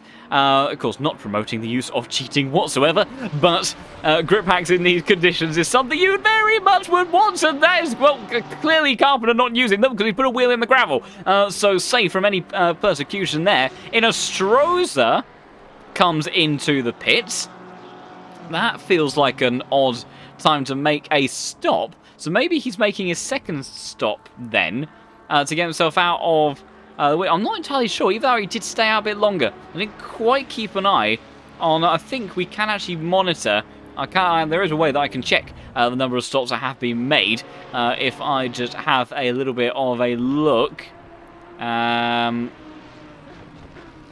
Just have to... Oh, that's down the inside for Bukowski versus Kirchie once more. Carbon trying to get the power down on the exit of turn 4. Side-by-side Lamborghini versus Ferrari. Then I can't access the cameras. That's a very dire situation. Towards turn 5, they go tricky through there. Yellow flag for George Boothby. George Boothby's around! Boothby's around! We'll have to try to catch up with that in a moment. Carpenter has got by. What else has happened to George Boothby? He was very close to Jardier on the track then. I say that, he was actually quite far away by the time we cut to him. So has George Boothby just lost it by himself? One of the winningest drivers in the Pro Series. And there you see Jardier getting past Schneckenberger up ahead. George Boothby completely snaps around him. I think just touches a wheel on the curb on the entry there. And as a result, finds himself going around. And that is big, big news in terms of the way that this race may end up playing out. Just keeping an eye on the lap times. 55.2 last time around for Renault Ritchie. We haven't got a time just yet. There we go. 56.3. So Renault Ritchie, with those tyres up to temperature, is actually still lapping quicker than the likes of Carreras and Jardier and those behind. So if I do a little bit of quick maths, which is always a dangerous scenario, that we've got about... I would say it's certainly the best part, about 45 seconds, I think, between Renault Ritchie and Carreras. I don't know exactly what the pit lane delta is around here in terms of how much a pit stop is going to end up costing you, but between that amount of time, the fact that that gap is right now extending, and there you go, 30 minutes time, the rain is going to stop. So now what on earth are the drivers doing? 12 minutes time, the pit window is going to close. Nobody is going to want to make a pit stop. I wonder if that is what Inestrosa has done. He is an absolute genius. Did he envisage it going to dry? Has decided to pit earlier in this pit window now so we can use the wet tyres to full effect and then switch to the slicks in the final stage of this race.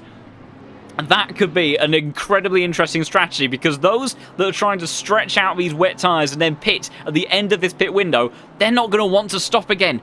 But that is a long amount of dry running that you may not be able to ignore. Now, admittedly, that is just the rain stopping.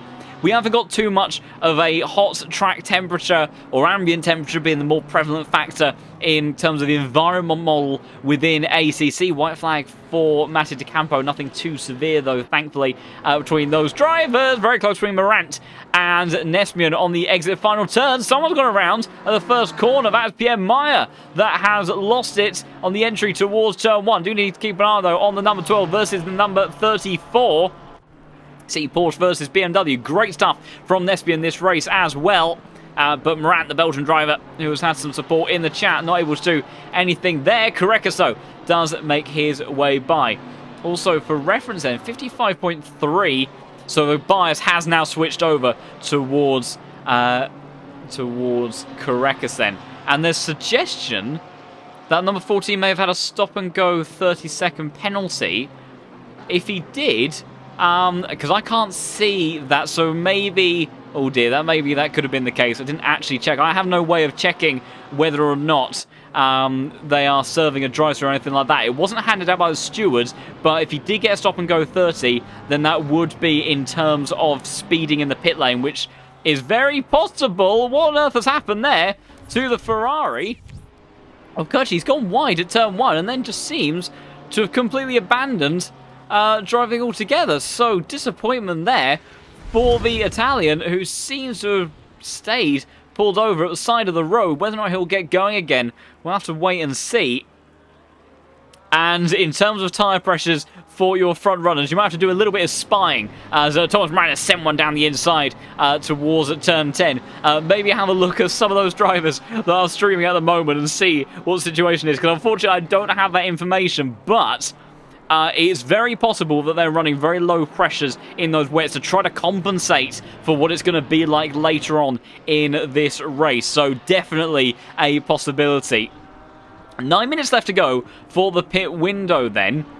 10 minutes, we're already going to be switching down to lighter rain as Jan Drexler, I may have commentator cursed him slightly by suggesting or talking about how consistent he has been so far this season. Tricky conditions, and the BMW driver making their way in towards turn 4 now, as Samir's got past Luca Balconi in the meantime, and down into that corner they go, and just a back end completely loops around on the German driver. We saw a lot of that sort of pirouetting actually in very tricky wet conditions at Paul Ricard in the 24-hour endurance race that we had in the Virtual Endurance Masters just a couple of months ago. Meanwhile, Sasha Vasta now, Mercedes versus Mercedes. Vasta launching an attack on Benny Vitter, and I think is going to get the job done, and he does, with Benny Vitter also allowing Marco Bischoff to get by in the background. So, looking at the times then, marginal, back to being marginal benefits between the two sets of wet runners, with Renault Ritchie 55.2, Grantos Correcas 55.2, only 0.02 of a second separating them on the last lap. And Renault Ritchie, he's decided to come into the pits. Now this is very interesting, because I wonder if he is envisaging kind of what I was alluding to not long ago and deciding to switch over to slicks. Get those wet tyres in as much of a good window as you can right now. Correcas having to negotiate some traffic. It'll be very interesting to see how much of a spot of bother is Correcas going to be in with Renault Ritchie. I don't think too much. I think there'll be quite a margin between them. But Correcas, surely he'll have to pit again as well. It's going to be so tricky to tell what the right call is at the tail end of this race. Still 7 minutes or so to go, as the likes of Walsingham also comes into the pits as well. You know, if they were planning on going straight to the slicks, they'd be leaving it as late as they possibly dare. And it'd be the complete reverse scenario of what we had earlier. We may still have some drivers that look to do that. And it's so tricky. Do you try to be reactive in these situations? Or do you try to predict what is going to happen further on? And yes, I'm aware that a lot of drivers pitted before the pit window. So we are out of sequence with quite a few of these drivers. But it's going to be so interesting to see how they all fare. So whereabouts? So Renault Ritchie then comes out in P15. He's going to have some company of Makoski down towards the first turn, and there are definitely wet tyres on board that Ferrari. Then he's going to have his hands full a little bit in the rear view mirrors for Makoski, though gets a little bit of a slide himself as they head through turn 3 then. And the gap between Renault Ritchie and, George Boothby is just 3 seconds after Boothby's moment. Up to Correcas, who's trying to currently get past Malik Mahmoud, is along the lines of about 15 seconds. So I think that, the pit stop is probably best part of maybe a minute around this circuit by the looks of it. So, there was a net gain of around 3/4 of a minute there from the 296 of getting that extra set of wet tyres on. Now it's going to be the case as Omashima, yellow flag for him. Oh, Omashima's disconnected. Omashima was completely disconnected, and I don't think anyone was particularly near him on the circuit. I'll try to say I'll go on board. I think that might be the Lamborghini up there, the Japanese driver. I have a horrible feeling they are disconnected. No, that's the BMW. There is a car a little bit further up. I don't think we're going to be able to see him unless we catch him on the exit of turn 16. But I think, unfortunately, for Omashima, that whilst his connection has obviously always been very stable, that unfortunately it has given up the ghost on this time around. Granted, Correcas trying to continue to make progress through the field on those wet tyres and finds his way up into P6. Penalties in this race. There have been a few. We've had a 10-second time penalty for the number 8, 5 seconds for the number 31.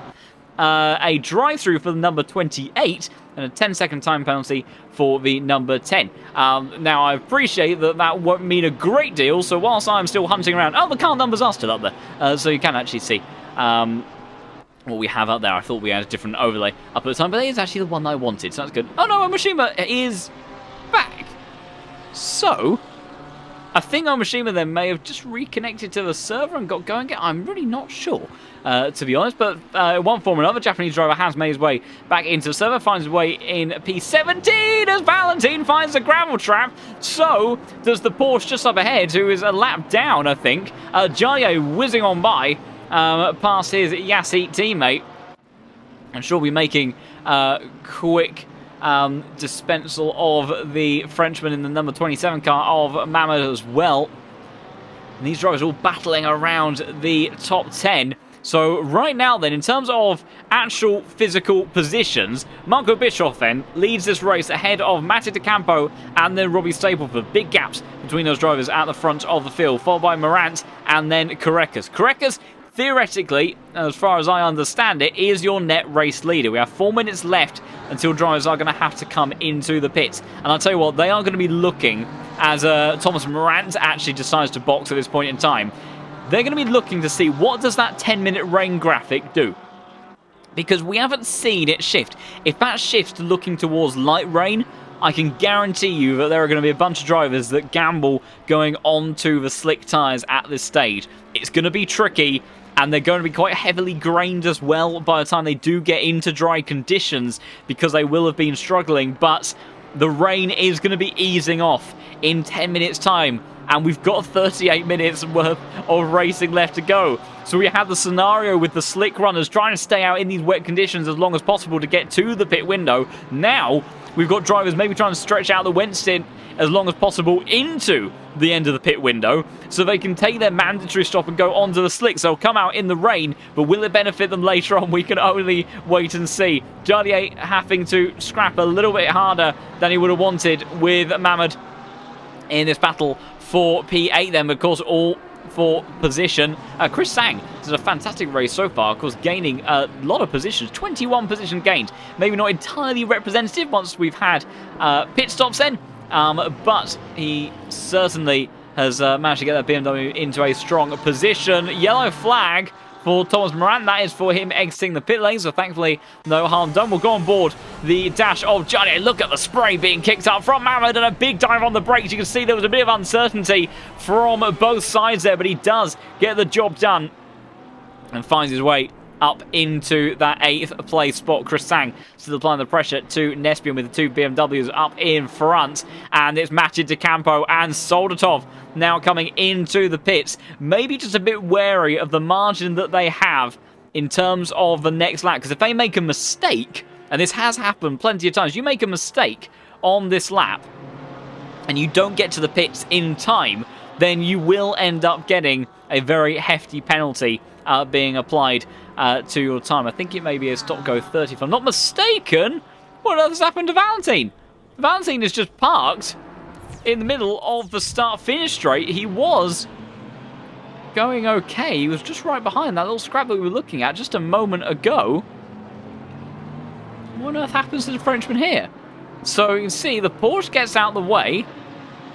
Oh, I think he's realised he's missed the timer, hasn't he? I think that's what he's realised. He's missed making his pit stop in the pit window, and that is his race effectively over and done with, because now regardless of what he does, and I think Valentine, I'm not even sure if he's in the server anymore, and I think he has in fact left, because yet, as I was just talking about drivers trying to make their way back in time, he has just missed the mark. Jardier applying the pressure to Chris Sang, still getting very busy though. Soltov coming out of the pits now. Marco Bischoff comes into the pits then. And so just Robbie Stapleford as well at the pointy end of the grid in these top couple of positions, looking to make a stop. Bischoff was doing 54s last round, 53.6 for Correcas, and only 0.3 of a second slower than Correcas on that last lap. Kasanovic gaining a lot of time according to the Delta. I'm not quite sure how representative that is, because apparently he is 30 seconds up on his lap time, which seems a little bit on the ambitious side. So whereabouts will Bischoff and Stapleford come out then? Because that is your final drivers that have made their way onto that stop. And I've just realised, so Renault Ritchie then. So the likes of Renault Ritchie I'm trying to think. Did they make an extra pit stop? I'm still trying to find the graphic to see. There we go. So yes, Jeffrey Renault Ritchie has done 2 stops then. So he is trying to, by the looks of maybe take these wet tyres to the end of this race. 10 minutes time, the rain is going to ease off. 30 minutes time, rain has definitively stopped. How much surface water, though, we're going to have at that point, we'll have to wait and see. We've also got a graphic here suggesting that Boothby hasn't pitted. I'm fairly confident that he has. So, may need to ignore that. But with drivers now all having served at least their compulsory pit stop in this race, we can finally have a little bit of a catch-up on the order. This may not exactly be how the order plays out in the end, but we can at least have a little bit of a catch-up and see how things are sitting at the moment. So, Kurekis leads the way then, and is going very quickly at the moment, 52.9 on the last lap. Jardier in P2 with George Boothby in P3. Renault Ritchie P4. Makovsky in P5. Fantastic stuff from him. We'll have to bring up the positions gain, actually, in just a second as well, because there you go. Makovsky gained 11. Karppinen up by 14 positions. As Chris Sang is going very slowly. Chris Sang, what has happened to him? And he was just coming out of the pits. I wonder if has he made an error in the pit box? Has he gone on to the wrong tyres or the tyres that he didn't want? I'm not sure. They look like those are wet with black sidewalls. And then as we get to the end of the pit lane, it's just decided to call it a day. So unless he missed his pit timer as well, I'm not entirely sure, but it was obviously looking pretty close for some of those drivers, but disappointment there for the driver from Hong Kong. And he is still in the server, but I can't seem to actually connect with his car, and he has now actually disappeared entirely. So, and yeah, confirmation there from those in the chat. Thank you. Sort of doing all of the running around in the background. I have to keep an eye on so many things that it's difficult to keep up with exactly everything that's going on. But thank you to all of those both supporting in the chat with your views and also keeping me posted on everything that's going on. Oh, Mishima trying to launch one down the inside of Marco Bischoff. Is a big dive from the Lamborghini, and perhaps a little bit too much of a dive. Bear in mind that car seemed to disconnect in some form or another. So Marco Bischoff goes for the over and under and finds his way back up into P7. So before we were so rudely interrupted, a bit of an order roundup, carrying on from where we left off. Karppinen in P6, Bischoff then here fighting with Omashima and Manuel Fuchs now on the back of this group. Nico Pennon inside of the, almost inside the top 10. Aidan Walsingham taking that 10th place spot at the moment. Then we have Matty DeCampo, Samir Fox, Stapleford, Balconi towards the end of top 15 then. And then Soltov, Nesbian, Morant, Clifford, Schneckenberger, Kasanovic, Vassner, Vitter, Yonkers, Drexler, Inostroza, Smith, Meyer, Mahmoud, Labush, and Kirchi, rounding our way to the end of the field at the moment. So we'll keep an eye on this three-way scrap right now. But 10 minutes time, look at that, the rain. It's getting quite light very quickly. So we're potentially looking at around something like 15 to 20 minutes of optimal dry, or I say optimal, but preferred slick tyre running. Now the question is 15 to 20 minutes of slick tyre running versus wet tyres that likely are going to be on fire, look like you're on the surface of a volcano by the time you've finished, during that time, and have already gone through quite a few laps themselves in the wet conditions. You know, whether these drivers may even have to be careful of punctures potentially instead of all of that, because these tyres, they do seem a bit more delicate than they were in the past. Track temperature is elevated as well, so the temperature is going to be slightly higher for those tyres as well. So it's going to be a really big call, and it's going to be some bold moves, I imagine, from some drivers at the end of this one. And a big thank you to those very kind comments in the chat. They're very much appreciated. I'm glad you are enjoying this race as much as I am. It's a little bit more straightforward from a presenting point of view. On a technical standpoint, we had all sorts of shenanigans last week, but this time around, we just have all the chaos in the race. And that's what we're used to in the Pro Series, and that's what we will happily stick with. Jan Drexler applying the pressure onto Angel Inostroza, and also Robbie Stapleford has come into the pits.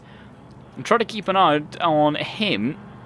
See, is this for a stop or is this for a drive-through? It's looking more and more like a drive-through. Oh dear. I think that's very much a drive-through. So unfortunately for number 18, Karma now finds his way even beyond P18 in the order. Has got a drive-through penalty, and that will be for track limits. And in wet conditions, it is incredibly difficult sometimes. The ACC can be a little bit sensitive in terms of track limits on occasion around here. In wet conditions, very sensitive. And I imagine the likely candidates will be the exit of turn 9, maybe even the exit of turn 16 as well. And then maybe if you're playing around a little bit with your luck on the exit of turn number 3, then those probably are more problematic areas. Matta De Campo sending one up the inside of Nico Pennon in the BMW through in towards turn 11 they go, and the 296 for Shizou GT Omega makes his way up into P11 for the number 11 car. So the Italian driver continue to make progress through the field. I will get rid of that mandatory stock graphic because I think that is a little bit misleading. Looking at some of the lap times though, Grantas Carreras, absolute master of that Porsche. Oh my goodness, that's almost 3 wide towards turn 9. That's not what you want to see. So Schneckenberger versus Vasta versus Kesanovic, who, let's see if we can go on board with the Lamborghini. You can barely see the Mercedes up in front. We're going to see a dive from Vasta towards turn 10. Not quite. Schneckenberger holding on for the time being, but we'll stick on board with this scrap at the moment. But 52.0 from Carreras in P1, a full second quicker than Jardier and both of his teammates really that are just behind him in the order. The Veloce Yassit drivers having a great day in the office so far, 1, 2 and 3, but Carreras right now absolutely the class of each of them. Nespian and Morant extremely close between his pair. Morant all the way towards the right side of the circuit. My goodness, barely left a car's width. Morant storms out the inside. I think that's a bit optimistic, and it was in fact a bit optimistic. Jumps over the curves, hopefully keeps it all together. Valentine obviously had a bit of an issue with that earlier on top of his slight miscalculations, does keep it together. Sasha Vass is going to do exactly the same. The question is, can Schneckenberger come back? And he does. Kesanovic as well, getting a face full of the Mercedes. Let's see, does the camera work for this one here? It does! We at least have some of these cameras then. So Vassner has that Lamborghini around the outside. My goodness, Kesanovic braked extremely late for that one. We didn't actually see on the replay stuff because I was too busy enjoying the camera that we haven't been able to see. And I think Sasha Vassner surely must have backed out of that one a little bit because Kesanovic absolutely breezed on by in towards the braking zone of turn 4. But whether or not one way or another, see, that Lamborghini does seem to be looking very, very quick at the moment. Maybe dialed into a nice position. 10 minutes time, the rain is going to stop. So, we are going to have about, say, 17 minutes or so of what would be likely dryish kind of running as Kesanovic goes around the outside of another Mercedes down in towards turn 10. I do think that maybe realistically, as much as I would love to see the gamble at the end of this race from some drivers going on to slicks, I do get a feeling that everybody will likely stick on these wet tyres. But the crucial thing is, Renault Ricci, currently right now, he is 2 seconds behind a podium. He is currently sitting in P4 and applying the pressure, as so is Walsingham on Manuel Fuchs in the 296. The number 8 car, very close up side. Oh my goodness, almost into the door of the number 20 car, but does make his way by. The Bristol Esports car makes his way up into P9 then. But Renault Ricci isn't too far away from the podium positions then. He is, though, about 20 seconds away from Grantas Carreras, who has been very quick during this last sort of phase of the race. And as treacherous and as difficult as it may be running with those ballooning tyres at the end of this race, 15 minutes of dry running to gain about 80 seconds, I'm unsure that that's going to work out. So as much as I would have loved to have seen the dry tyre strategy being employed at the end of this race, I don't think there's going to be too many drivers that look to go for it, which is a shame. But it does mean that control of those tyre temperatures as Stapleford makes his way past Schneckenberger and sets off trying to overtake the likes of Kesanovic, Morant and Nesbian still scrapping as well down in P16. the management of these tyres is going to be very, very crucial. And those that have been on these tyres for quite a while now and pitted at the very beginning of this, very beginning of the pit window. Bear in mind, they've already been on those tyres for 30 minutes. So they need to do another 25, and about 15 to 20 of them are going to be in not ideal conditions, and they're going to be burning up very quickly. So the rate at which drivers that have pitted and sort of end up on that two-stop strategy, so like Renault Ritchie, a rate at which they may gain time in the latter portion of this race, that is going to be extremely telling. Whether or not they have that extra longevity, whether or not the tyre pressures are a bit more orientated to just not quite descend into chaos, or ascend into chaos, I suppose, really, with the pressures. Whether or not they've managed to make those extra tweaks by going down that two-stop strategy, you can tend to run more optimal tyre strategies at any given time. Thomas Brandt trying his luck down the inside once again. Nesbian does respect it with the BMW, but doesn't allow him through side-by-side action in towards turn 3. That's a big slide, though, for the Belgian driver, who will have to regather himself and push on in just a moment. Someone else, though, that is applying the pressure is Onmashima and Marco Bischoff then towards the back of the number 6 car in P6 of Teemu Karppinen, who does look like they may be struggling just a little bit, and they've got all sorts of company from Bischoff then down towards the chicane. Does Bischoff think about a move? Not quite. Perhaps, obviously, it was Bischoff that had his moments of scare in the background when George Boothby launched an attack at the chicane and almost found a 296 in his left rear corner, but thankfully they managed to stay apart. Now the Porsche, better in a straight line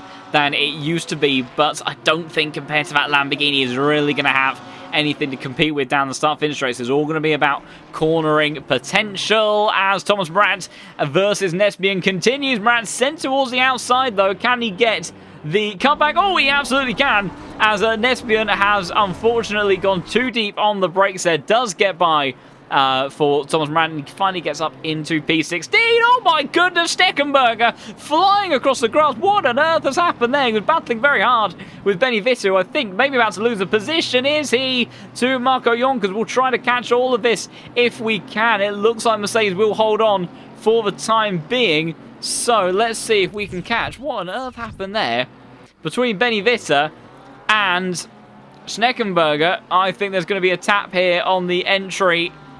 And Steckenberger, oh dear! That was very unfortunate. I think Benny Vittu caught the entry curb, a bit like George Boothby did when he went around earlier on. Caught the entry curb towards turn 10, back end stepped out, and then he just was a victim at that point of his own mistake, and then tagged the side of Steckenberger, who was completely innocent in all that, who was then unfortunately fired off rather unceremoniously into the inside, but thankfully no harm done majorly. That could have, if that was at the early stages of this race, that could have been very tricky. The weather has continued to play shenanigans here because we've got rain easing off in a few minutes time. 10 minutes we have no rain. 30 minutes time, immediately after this race, we have rain back again. So one would presume that the likelihood of this track going completely dry is becoming increasingly less likely, meaning that staying out on those wet tyres is probably the way to go. Meanwhile, as I've just broken my overlay entirely, that's not what I wanted to do. I think Steckenberger just ended up losing another position to Angel Inostroza, who's come from quite far away in all of that. Steckenberger, is he going to be a bit ambitious on the brakes this time? He's also brought a yellow flag, actually, into the live pictures, and that was a very interesting way to explore the surroundings of the Spanish countryside. Almost looked deliberate to go into the gravel there, but what I can tell you is he's brought out a yellow flag for now, and I think has also disconnected from the server. So another driver that's with all the trickiness from today's race. Oh my goodness, Onmashima has sent Karppinen around at turn 5 then. He's got Walsingham immediately for company in the 296, trying to see if he can go all the way around the outside. That's brave. A little bit of door banging on the entry there, sent off onto the AstroTurf. Power down for the Ferrari, but will that result in a penalty for the Japanese driver? It very may well do, as also now got Samir and Pennon fighting down at the same section of the circuit, 296, so getting past cleanly, I think, this time around. And the Latvian does get through. He's got a little bit deep into turn 11 then, but I think, excuse me, turn 9 in all of that. And Walsingham, though, he has managed to get through. So let's see, how did that continue to fare between each of these drivers? Go on board with Walsingham. There's all the spray kicking up. And you can see wide line for Omashima. And the TC will just kick in a little bit on the exit there of turn number 10. Excuse me, turn 9. I'm getting all confused with my corner names. And a lovely little switchback from Aidan Walsingham to get himself up into E7. So not even having to worry about the possibilities of a penalty coming the way of Omashima, which I can already see is under investigation. So we shall wait and see what that ends up becoming. So the rain has stopped. Is it dry? Quite clearly not. So the track is still going to be making its way down from wet to greasy, and maybe into, maybe down into that sort of territory. Also, Omashima is actually under investigation for quite a lot. He's also under investigation for an incident with the number 6 car, and sorry, no, that was Carpenter, but it was actually under investigation also alongside Walsingham. So we'll see what the results of all of that is. It's a busy time, unfortunately, for the Japanese driver. But I'd say that it's probably going to be a good 10 minutes or so for this track to kind of dry out to the point where these wet tyres are going to be struggling. So I think, you know, it's definitely a foregone conclusion now that these drivers will be staying out on these wet tyres until the end. And I think, as such, that as much as I really did love and appreciate that gamble for the extra pit stop earlier on, it does look like that Grantis Correctus, in exactly the same way he did at Laguna Seca, may have played the strategy card to absolute perfection, because he has a 14-second lead. He's getting faster and faster in this stint on the wet tyres, and has found himself with a commanding lead. Jarnier as well, of course. Remember, Jarnier was leading this race, and then Walsingham tagged him around, got a 10-second time penalty for it. So Jarnier, I think he'll be quite pleased. He'll be kicking, not kicking himself, but he'll be ruining the situation that ended up taking place on the first lap. And we'll have been thinking that maybe there was some more pace on the cards for today. But I tell you what, Correctus has been mighty, mighty quick.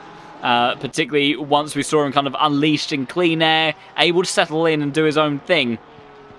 And really has got himself into a fantastic groove, and really has generally set the benchmark in terms of pace this season. Niklas Huben has been the benchmark for consistency and extracting pace out of that Mercedes very well from track to track. But in terms of outright raw pace, the Lithuanian driver really has generally been the target for the rest of this field. But will be interesting to see just how much he ends up maybe struggling with those tyres at the end of this race. You can see already starting to kind of get the developments of a dry line. We don't have the same kind of seed-like effect that we had just a few laps ago when the rain was extremely heavy.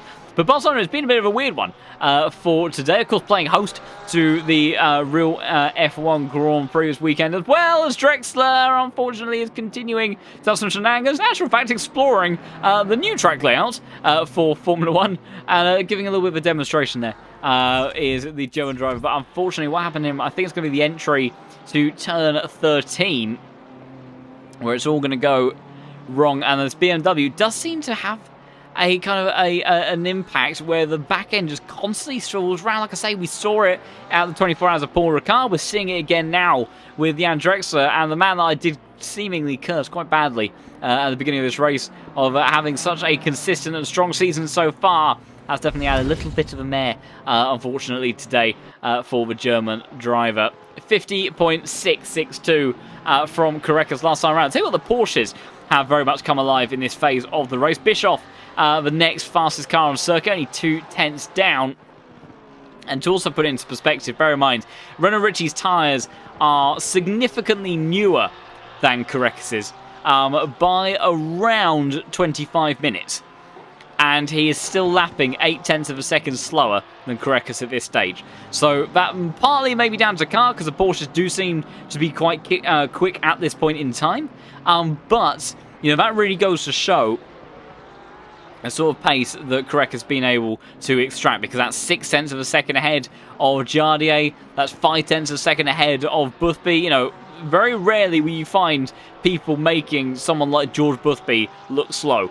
So it says an awful lot about the job that the driver is doing if they're managing to achieve something like that. Kesanovic trying to close up to the back of Jonathan Clifford, who's also hustling around Nespian. And then Robbie Stapleford for a little bit of company in the Aston Martin, not too far behind. So we could see a four-way fight building up relatively soon. White flag for Nespian, but I don't think anything too severe to be aware of and worried about. But Nespian continuing to push on. Let's have a little bit of a look now that positions have all somewhat stabilised. So in terms of positions, Makovsky gaining 11 to get up towards 5th. Great stuff from him. Carpenter, of course, would have been a lot better as Vassner... Drexler's in the pits, so I wonder if that is a retirement for the German driver. That would be a big shame if it is. But we've also had the likes of 12 positions for Penman and Balconi. Solstov gained 14, 12 for Clifford. Vitter has gained 11. Carpenter definitely would have been your biggest mover, I think, in... oh, dear. I say that right as I believe that Carpenter may have got a drive-through penalty, and that his difficult day goes from bad to worse. And I know that with the support that he was having in the chat, that is going to be something that is that a lot of people are very disappointed about. So that is a drive-through. Meanwhile, scrapping taking place between Kesanovic and Jonathan Clifford towards turn 12 and into... Excuse me, yes, into 12 and now into 13. They go Stapleford, big run out of 12 for him. Sending one on the inside. Room not given by the American driver, so the Aston will have to wait one more time. Bear in mind, Stapleford was one of those that ended up pitting for a second time, kind of halfway through that pit window. So his tyres are a little bit fresher, and he has 1.2 second advantage over Clifford at the moment. Oh dear, Pierre Meyer has gone around. Has got going again. I can't look on the replay though because it's Stapleford versus Clifford down in towards turn 1 then, and the Aston Martin gets it done easily before they even make their way to the apex then. Pavel Bush has caught up to the back of Chris Smith. Of course, the Polish driver has had a little bit of a tricky time. Yellow flag again out for PMI. That was for letting, I think that was Matty De Campo by. As LaBush continues to push on, and in the end fairly easily relinquish that position from Chris Smith in the number 32 BMW. So, see, biggest movers now are along the lines of Solstov right now is definitely one of the biggest movers on the grid. We're also looking at Yonkers here, who is continuing to apply a lot of pressure to that Lamborghini in front that has definitely been struggling over recent laps. You can see we're still very much on a wet circuit, and there's only 10 minutes or so of I was just about to say non-rain. That'll be the dry conditions. So down the inside, Yonkers tries to make a move, but he can't do anything there, but continuing to apply the pressure to Jonathan Clifford in the number 20th spot. As I see Kesanovic there applying the pressure to Nespian a little bit further up ahead as well. So that's late dry tyre strategy, as much as I would love to see it. Clearly would have been the wrong way to go. Nowhere near enough time for the track to even dry up. We get a lovely view there of the Lamborghini of the 25 car, really showing off the tread on board that car. Meanwhile, just a little bit further up ahead, speaking of Lamborghinis and BMWs, the number 21 of Kesanovic continuing to try to overtake Nespian there. Probably his best opportunity so far down the inside. Does he look to go? He doesn't. Someone does though is Marco Yonkers storming down the inside of Jonathan Clifford, who will try to respond on the exit there. Does get a much better exit. And he's got the traction. He's got a nice line through turn 3, but I don't think he is going to be close enough for that tyre advantage and the pace advantage right now for the West Competition Racing driver just in front. Too much for the American in Lamborghini to overcome.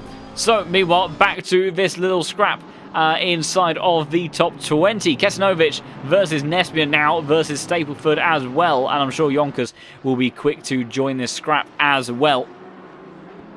Also, just to give you a little bit of an update at the pointier end of the grid, George Boothby fastest, very fast last time around. And then it was actually followed up by Bischoff, Walsingham, then Korekes, who was only about 10th.5 slower, but very quick lap times from a lot of those drivers on 50.1s. And Jarnier right now losing a little bit of pace. He has been for a few laps, maybe carrying some damage as Kesanovic sends one up the inside of the BMW of Nesmian and will have the inside line in towards turn 11. Then trying to be a door-to-door banging contact as Stapleford now comes through trying to see if he can get the move done. They see there's the Lamborghini on the left-hand side continuing to apply the pressure. It's getting very tricky. Yonkers has found his way into this as well. And on the exit, has not managed to... Excuse me, wait a minute. Kesanovic must have got squeezed out completely there because Robbie Stapleford has managed to get by as well. So it's Nesbian followed by Stapleford, then Yonkers and Kesanovic in this little group. Aston Martin now to the outside, trying to make it two for just as many corners. Late on the brakes there for the number 18 car, making use of one of the Aston Martin's best characteristics. As he carries that momentum through, does get the job done very nicely. Marco Yonkers surely will follow in due course. And also, Korekes clearly ears were burning there, not to be outdone in terms of lap performance. That's a 49.8. And absolutely demolishes the rest of the field for the time being. Meanwhile, team of Karppinen versus Nico Pennant. Nico Pennant tries to send one up the inside then. It's a number 6 car. Actually, it could be Carpenter trying to recover positions, of course, after his instant and drive-through penalty. Side-by-side action between those two. Great respectful racing between the number 6 and the number 19. White flag for Omashima then. Let's see if there's anything that happened through turn 1 that was particularly suspicious at all.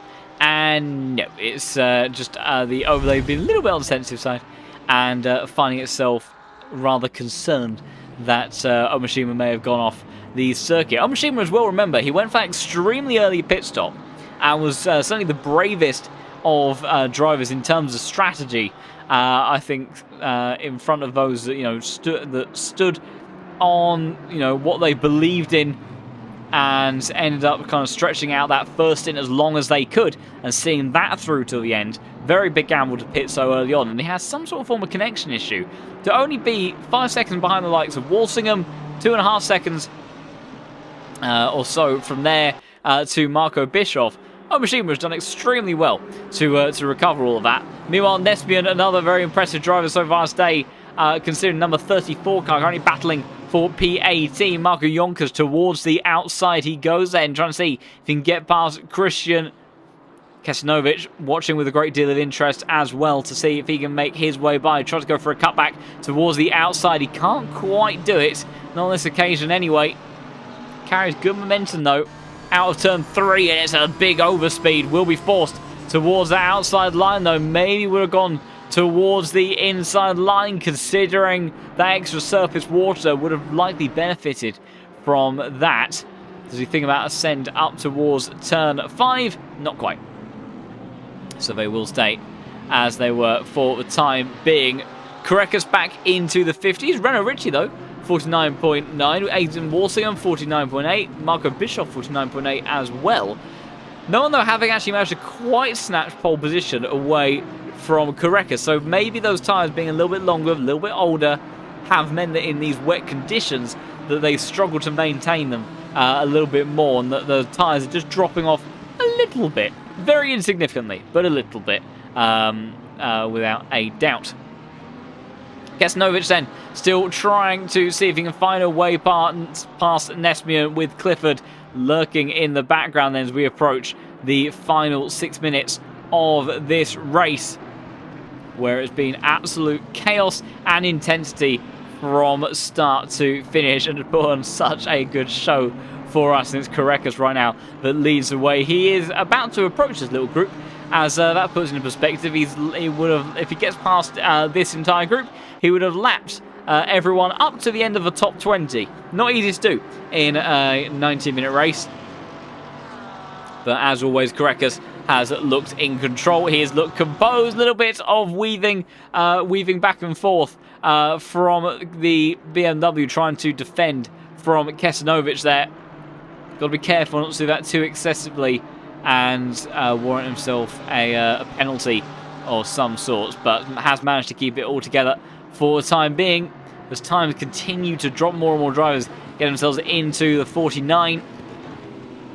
Tyres will be starting to struggle without a doubt, but you can see the surface water just hasn't really cleared. Even though the rain has definitely stopped, the surface water just has not cleared. So whether that be because of drainage, or the track temperature isn't high enough, or the fact that maybe there's not physically enough cars on circuit in order to regenerate the temperature and drying effects that they would have wanted, is meaning that these wet tyres are just becoming a little bit more sustainable as time goes on. It makes it easier to keep them alive and keep them in their pit window, because otherwise if you do start to take these wet tyres into any sort of form of dry running, they will burn up incredibly quickly.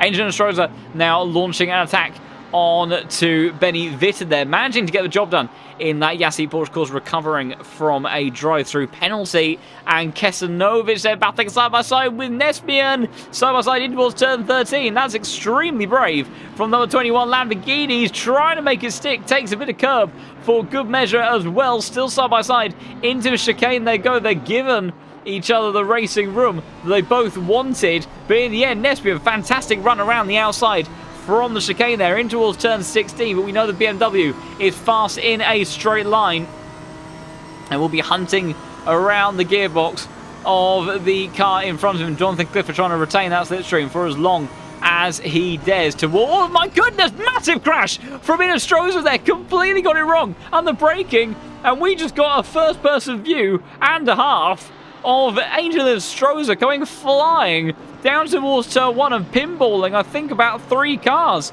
in total. So big incident there down towards turn 1. So let's make sure. So we're catching Stroza here, unless there was contact behind with Benny Vitter. Let's see. Not looking likely. Go to the helicam. No, just gets it wrong under braking, goes very deep, tags across the front of the Lamborghini of Clifford. And then poor Kesanovic, after all the fighting that he has done, he's been fantastic to watch. Really great stuff from him. That then, unfortunately, was the one that got sent into absolute oblivion. So I imagine that that might warrant some further investigation. Also, just to note, number 22 car did get a 10-second time penalty at the end, and that was Omashima for that incident earlier on. Between himself and Carpenter. No further action was taken on anything else, but that will, of course, affect his race position, probably by only 1. He has a 2-second gap to Manuel Fuchs, and then Massa de Campo is another 13 seconds down the road. So, most likely will only affect the 1 position, but still, not what the Japanese driver would have wanted after such a promising outing last week at Valencia, where he really did hit the track running, and certainly with a bang. And the time has been ticking by, and I've been keeping on the weather, the battles, and just like that, we find our way onto the final lap of the race. You can see Granta Carecas actually just lurking in the background behind Yonkers versus Stapleford, also Balconi, and that's not gone very well. Balconi straight into the gravel with Nico Pennon reclaiming that spot immediately. In actual fact, Soldatov is going to potentially be in a position to do something about it. Also, Marco Bischoff, who has been charging along, has been reeling in the 296 Ferrari of Makoski. There's been a couple of occasions where he's left it late to make a move so far this season, and could well be one to happen yet again. Those being our only fights really on circuit at the moment. So Soldatov does get down the inside of Balconi. I think a very poor run on the exit of turn 9 then, and towards that left-hander of turn 11. Just about enough space is given between those two, and Soldatov in that number 7 car will gain another position and get himself up into P14. Battle for P6 definitely on between these two. I do need to keep an eye on Carecas. You can see he's got a face full of Robbie Stapleford's Aston Martin at the moment, who does let him go by. Keep one eye on Carecas, one eye on this scrap for P5. So Benny Vitter applying the pressure to Jonathan Clifford as well. But we will flick across to this man, Grantus Correcas. I wondered if the strategy is Pendon's just given up a position over to Solderdorf, but Correcas, I wondered if the strategy call was going to be the right one. He's proved me wrong once again in the comms box. He got it absolutely spot on, and he wins here for round number 9 at Barcelona and takes his 4th victory of the season at what could be a very pivotal round of this championship. Incredible stuff from the number 1 car, Luca Balconi versus Nico Pendon, still kicking off for the scrap for P4. It's going the way of the Italian driver at the moment. Marco Bischoff may have got the run. He's trying to get down the inside. Oh, he wanted that, but harsh defense from Makovsky. He didn't quite get alongside to warrant being given the space. So Bischoff fought tooth and nail for the gap at the end there, but in the end we'll have to settle for P6. Yellow flag briefly there for the number 90. Oh dear. And what has happened there? I'm trying to think. I don't think Nico Pendon, has he just run out of fuel? Oh dear, that's tricky. Oh, I thought there was going to be a horrible moment with the Ferrari then to be caught around there, complete blind. To all of those drivers in the server, I think we may need a little bit of a rescue service. And Pendon, there we go. He's applied the brakes now. I was concerned that car was going to continue to roll back down the hill. So yeah, the GT3 recovery service, unfortunately, much in needed effect. Also very late on there. Interesting. So we have very limited angles of the incident that happened within Astroza and the like. But the stewards, who have far more information than I do, ends up giving a 10-second time penalty to the number 25 car, which was Jonathan Clifford. So they obviously felt that maybe he moved under braking, and that was what caused in Astroza to end up having the issues that he did. But more or less, by the looks of it, I think that is it in terms of this race. As we now just wait to see. There's not too many cars left out on circuit. I see somebody, I think that's number 7 car of somebody is still out there. I can't quite tell who it is.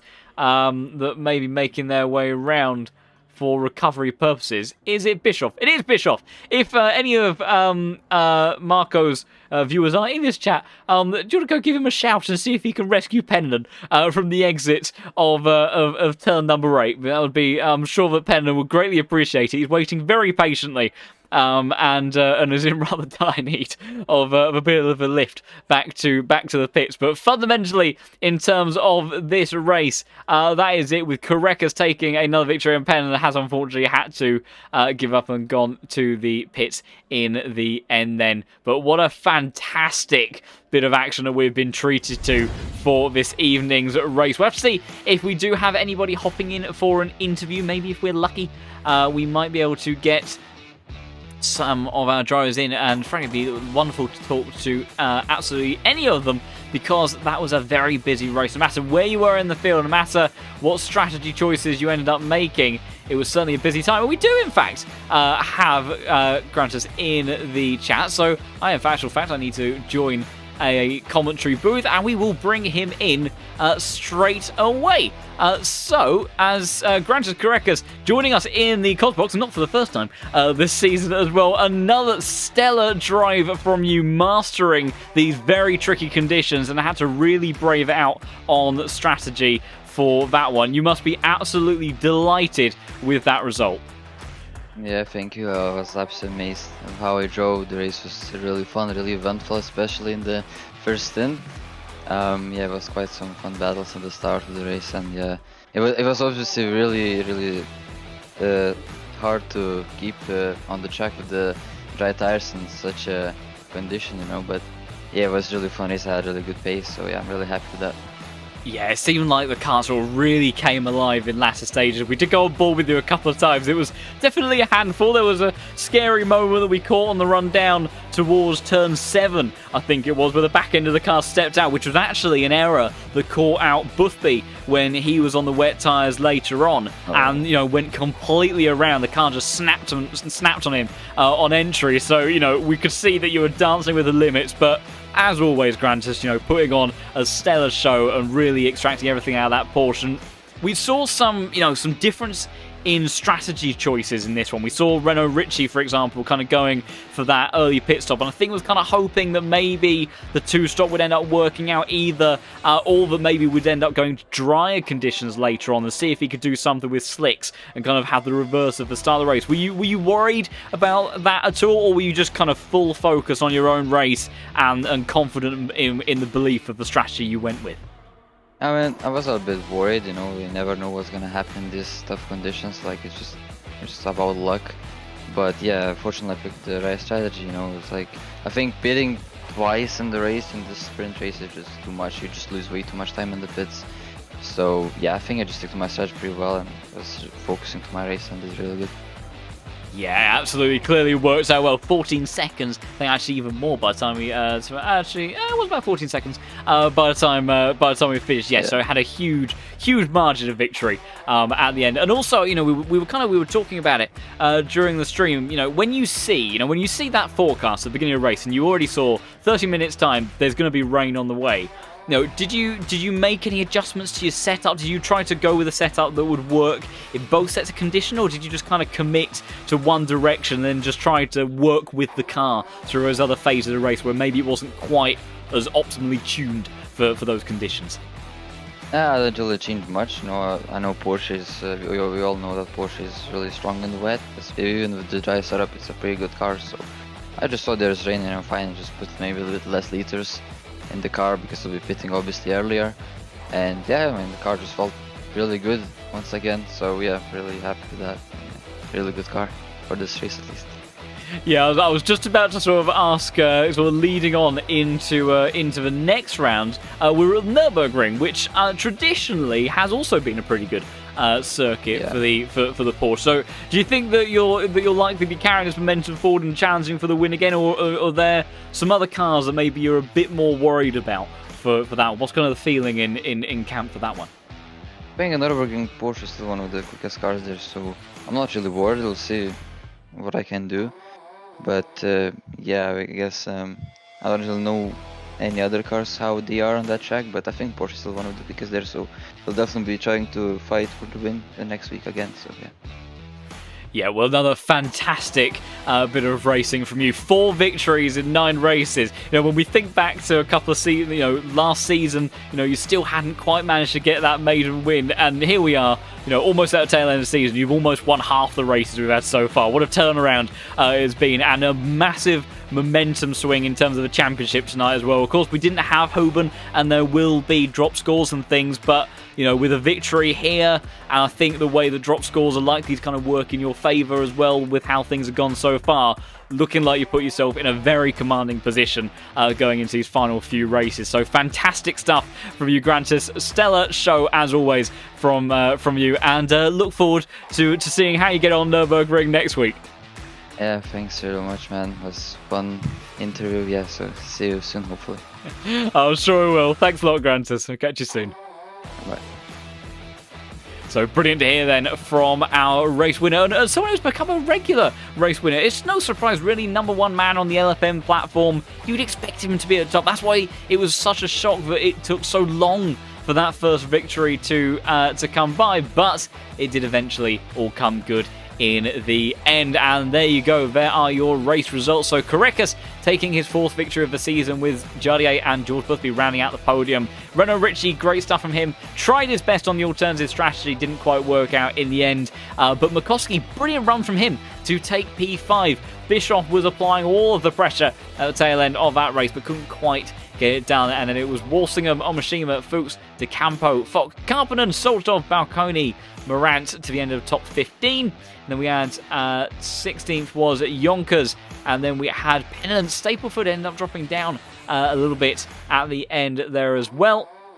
Also, Jonathan Clifford dropped down the order as well with his penalty at the end of the race, and we'll just wait for those positions to loop around one more time so we can go through the rest of those finishers in just a moment properly, and give everyone all the credit that they deserve, because what a fantastic race that they put on for us tonight. Those were extremely tricky conditions, and they had us on the edge of our seats for the entire time, and causing my voice to go up a few octaves on many occasions. This is what we love about the Pro Series. So, carrying on from where we were, Witte, Nesbian, Innestroza, Kasanovic, unfortunate for him at the end, then Clifford, Vassner, Meyer, Drexler, LaBush, Smith, Kirchie, Schneckenberger to the end of the top 30, and then your last few positions at the end, and unfortunately your DNFs were Mamad, Sang, Barra, Frey, and also Quattamer, who I don't think we actually end up seeing in the race.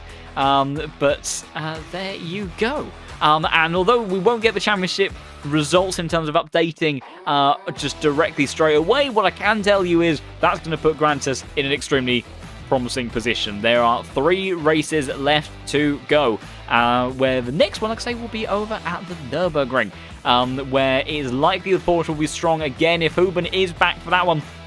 Mercedes should perform better there than it would have done here at Barcelona, but it's still, he still could very much do with getting some race victories at the tail end of this season. The Nürburgring maybe not likely to be the circuit that opens up those opportunities, because bear in mind, Carreras has 4 victories, Huben doesn't have any. He was a very regular podium finisher, which has strongly gone in his favour, but well, I'll have to see how it plays out, because we've also got Silverstone and then Monza. Silverstone definitely, I don't think, is going to work out very nicely for the Mercedes at all. Monza, half a chance there for a good result, I think, for Huben if he does join us, but it's going to be very interesting to see how it all plays out in terms of new cars, because we continue to learn every day with this latest batch of updates. But that will be it then for today. So thank you everybody so much for joining tonight. A little bit more of a straightforward stream from a technical standpoint this evening. Very much not from a commentary perspective. Chaotic as ever, but that's the way that we always like it in the Pro Series. Thank you so much for all the kind words and positive support in the chat this evening. And also all of the assistance as well for all the shenanigans going on. Very much appreciated from all of you. If you are new to the channel and you want to see more of this in the future, then do consider subscribing and then keeping up with these weekly Pro Series races. We get into the tail end of the Season 10 portion of this Case King Pro Series. Virtual Endurance Masters will also be this weekend over on twitch.tv/Virtual Endurance Masters for the English stream, and the German streams and Spanish streams will be held by Low Fuel Motorsport and Top Racing TV respectively on Twitch as well. So do also tune in for that one, where we will have the 12 hours of COTA for that one. So drive through Central sometimes in the endurance race, but certainly without doubt will make for some great action. And if you do also want to stick around for some of the Pro Series stuff, but you've seen what this has been on screen tonight and you think that you fancy having a go at this yourself, then sign up to the LFM site at lowfuelmotorsport.com, get yourself a license, and you can work your way through the ranks, compete for some fantastic prizes. Weekly prizes now available in the Pro Series for the winners, and some fantastic prizes at the end of this season. I think in total over 6,000 euros up for grabs is the prize pool for the Pro Series. So some mega stuff, and many other championships going on, of course, with the daily racing stuff as well to get involved with. And if GT3s on ACC isn't quite your thing, then there is also rFactor 2 on the LFM platform as well, where you can do everything from touring cars to sports cars, single seaters, you name it. So there is something for everybody. But in one form or another, whether it is through driving or whether it's you joining me in the chat once more next week for another stream, I hope to see you again in the future as we continue to grow this community further and further, as we found our way up to the dizzying heights of almost 95,000 users on the LFM platform. Only 48 more to go, so not too far away whatsoever. But thank you everybody so much for watching again. Look forward to bringing you all of the action next week at the Nürburgring. But for tonight then, it's goodbye.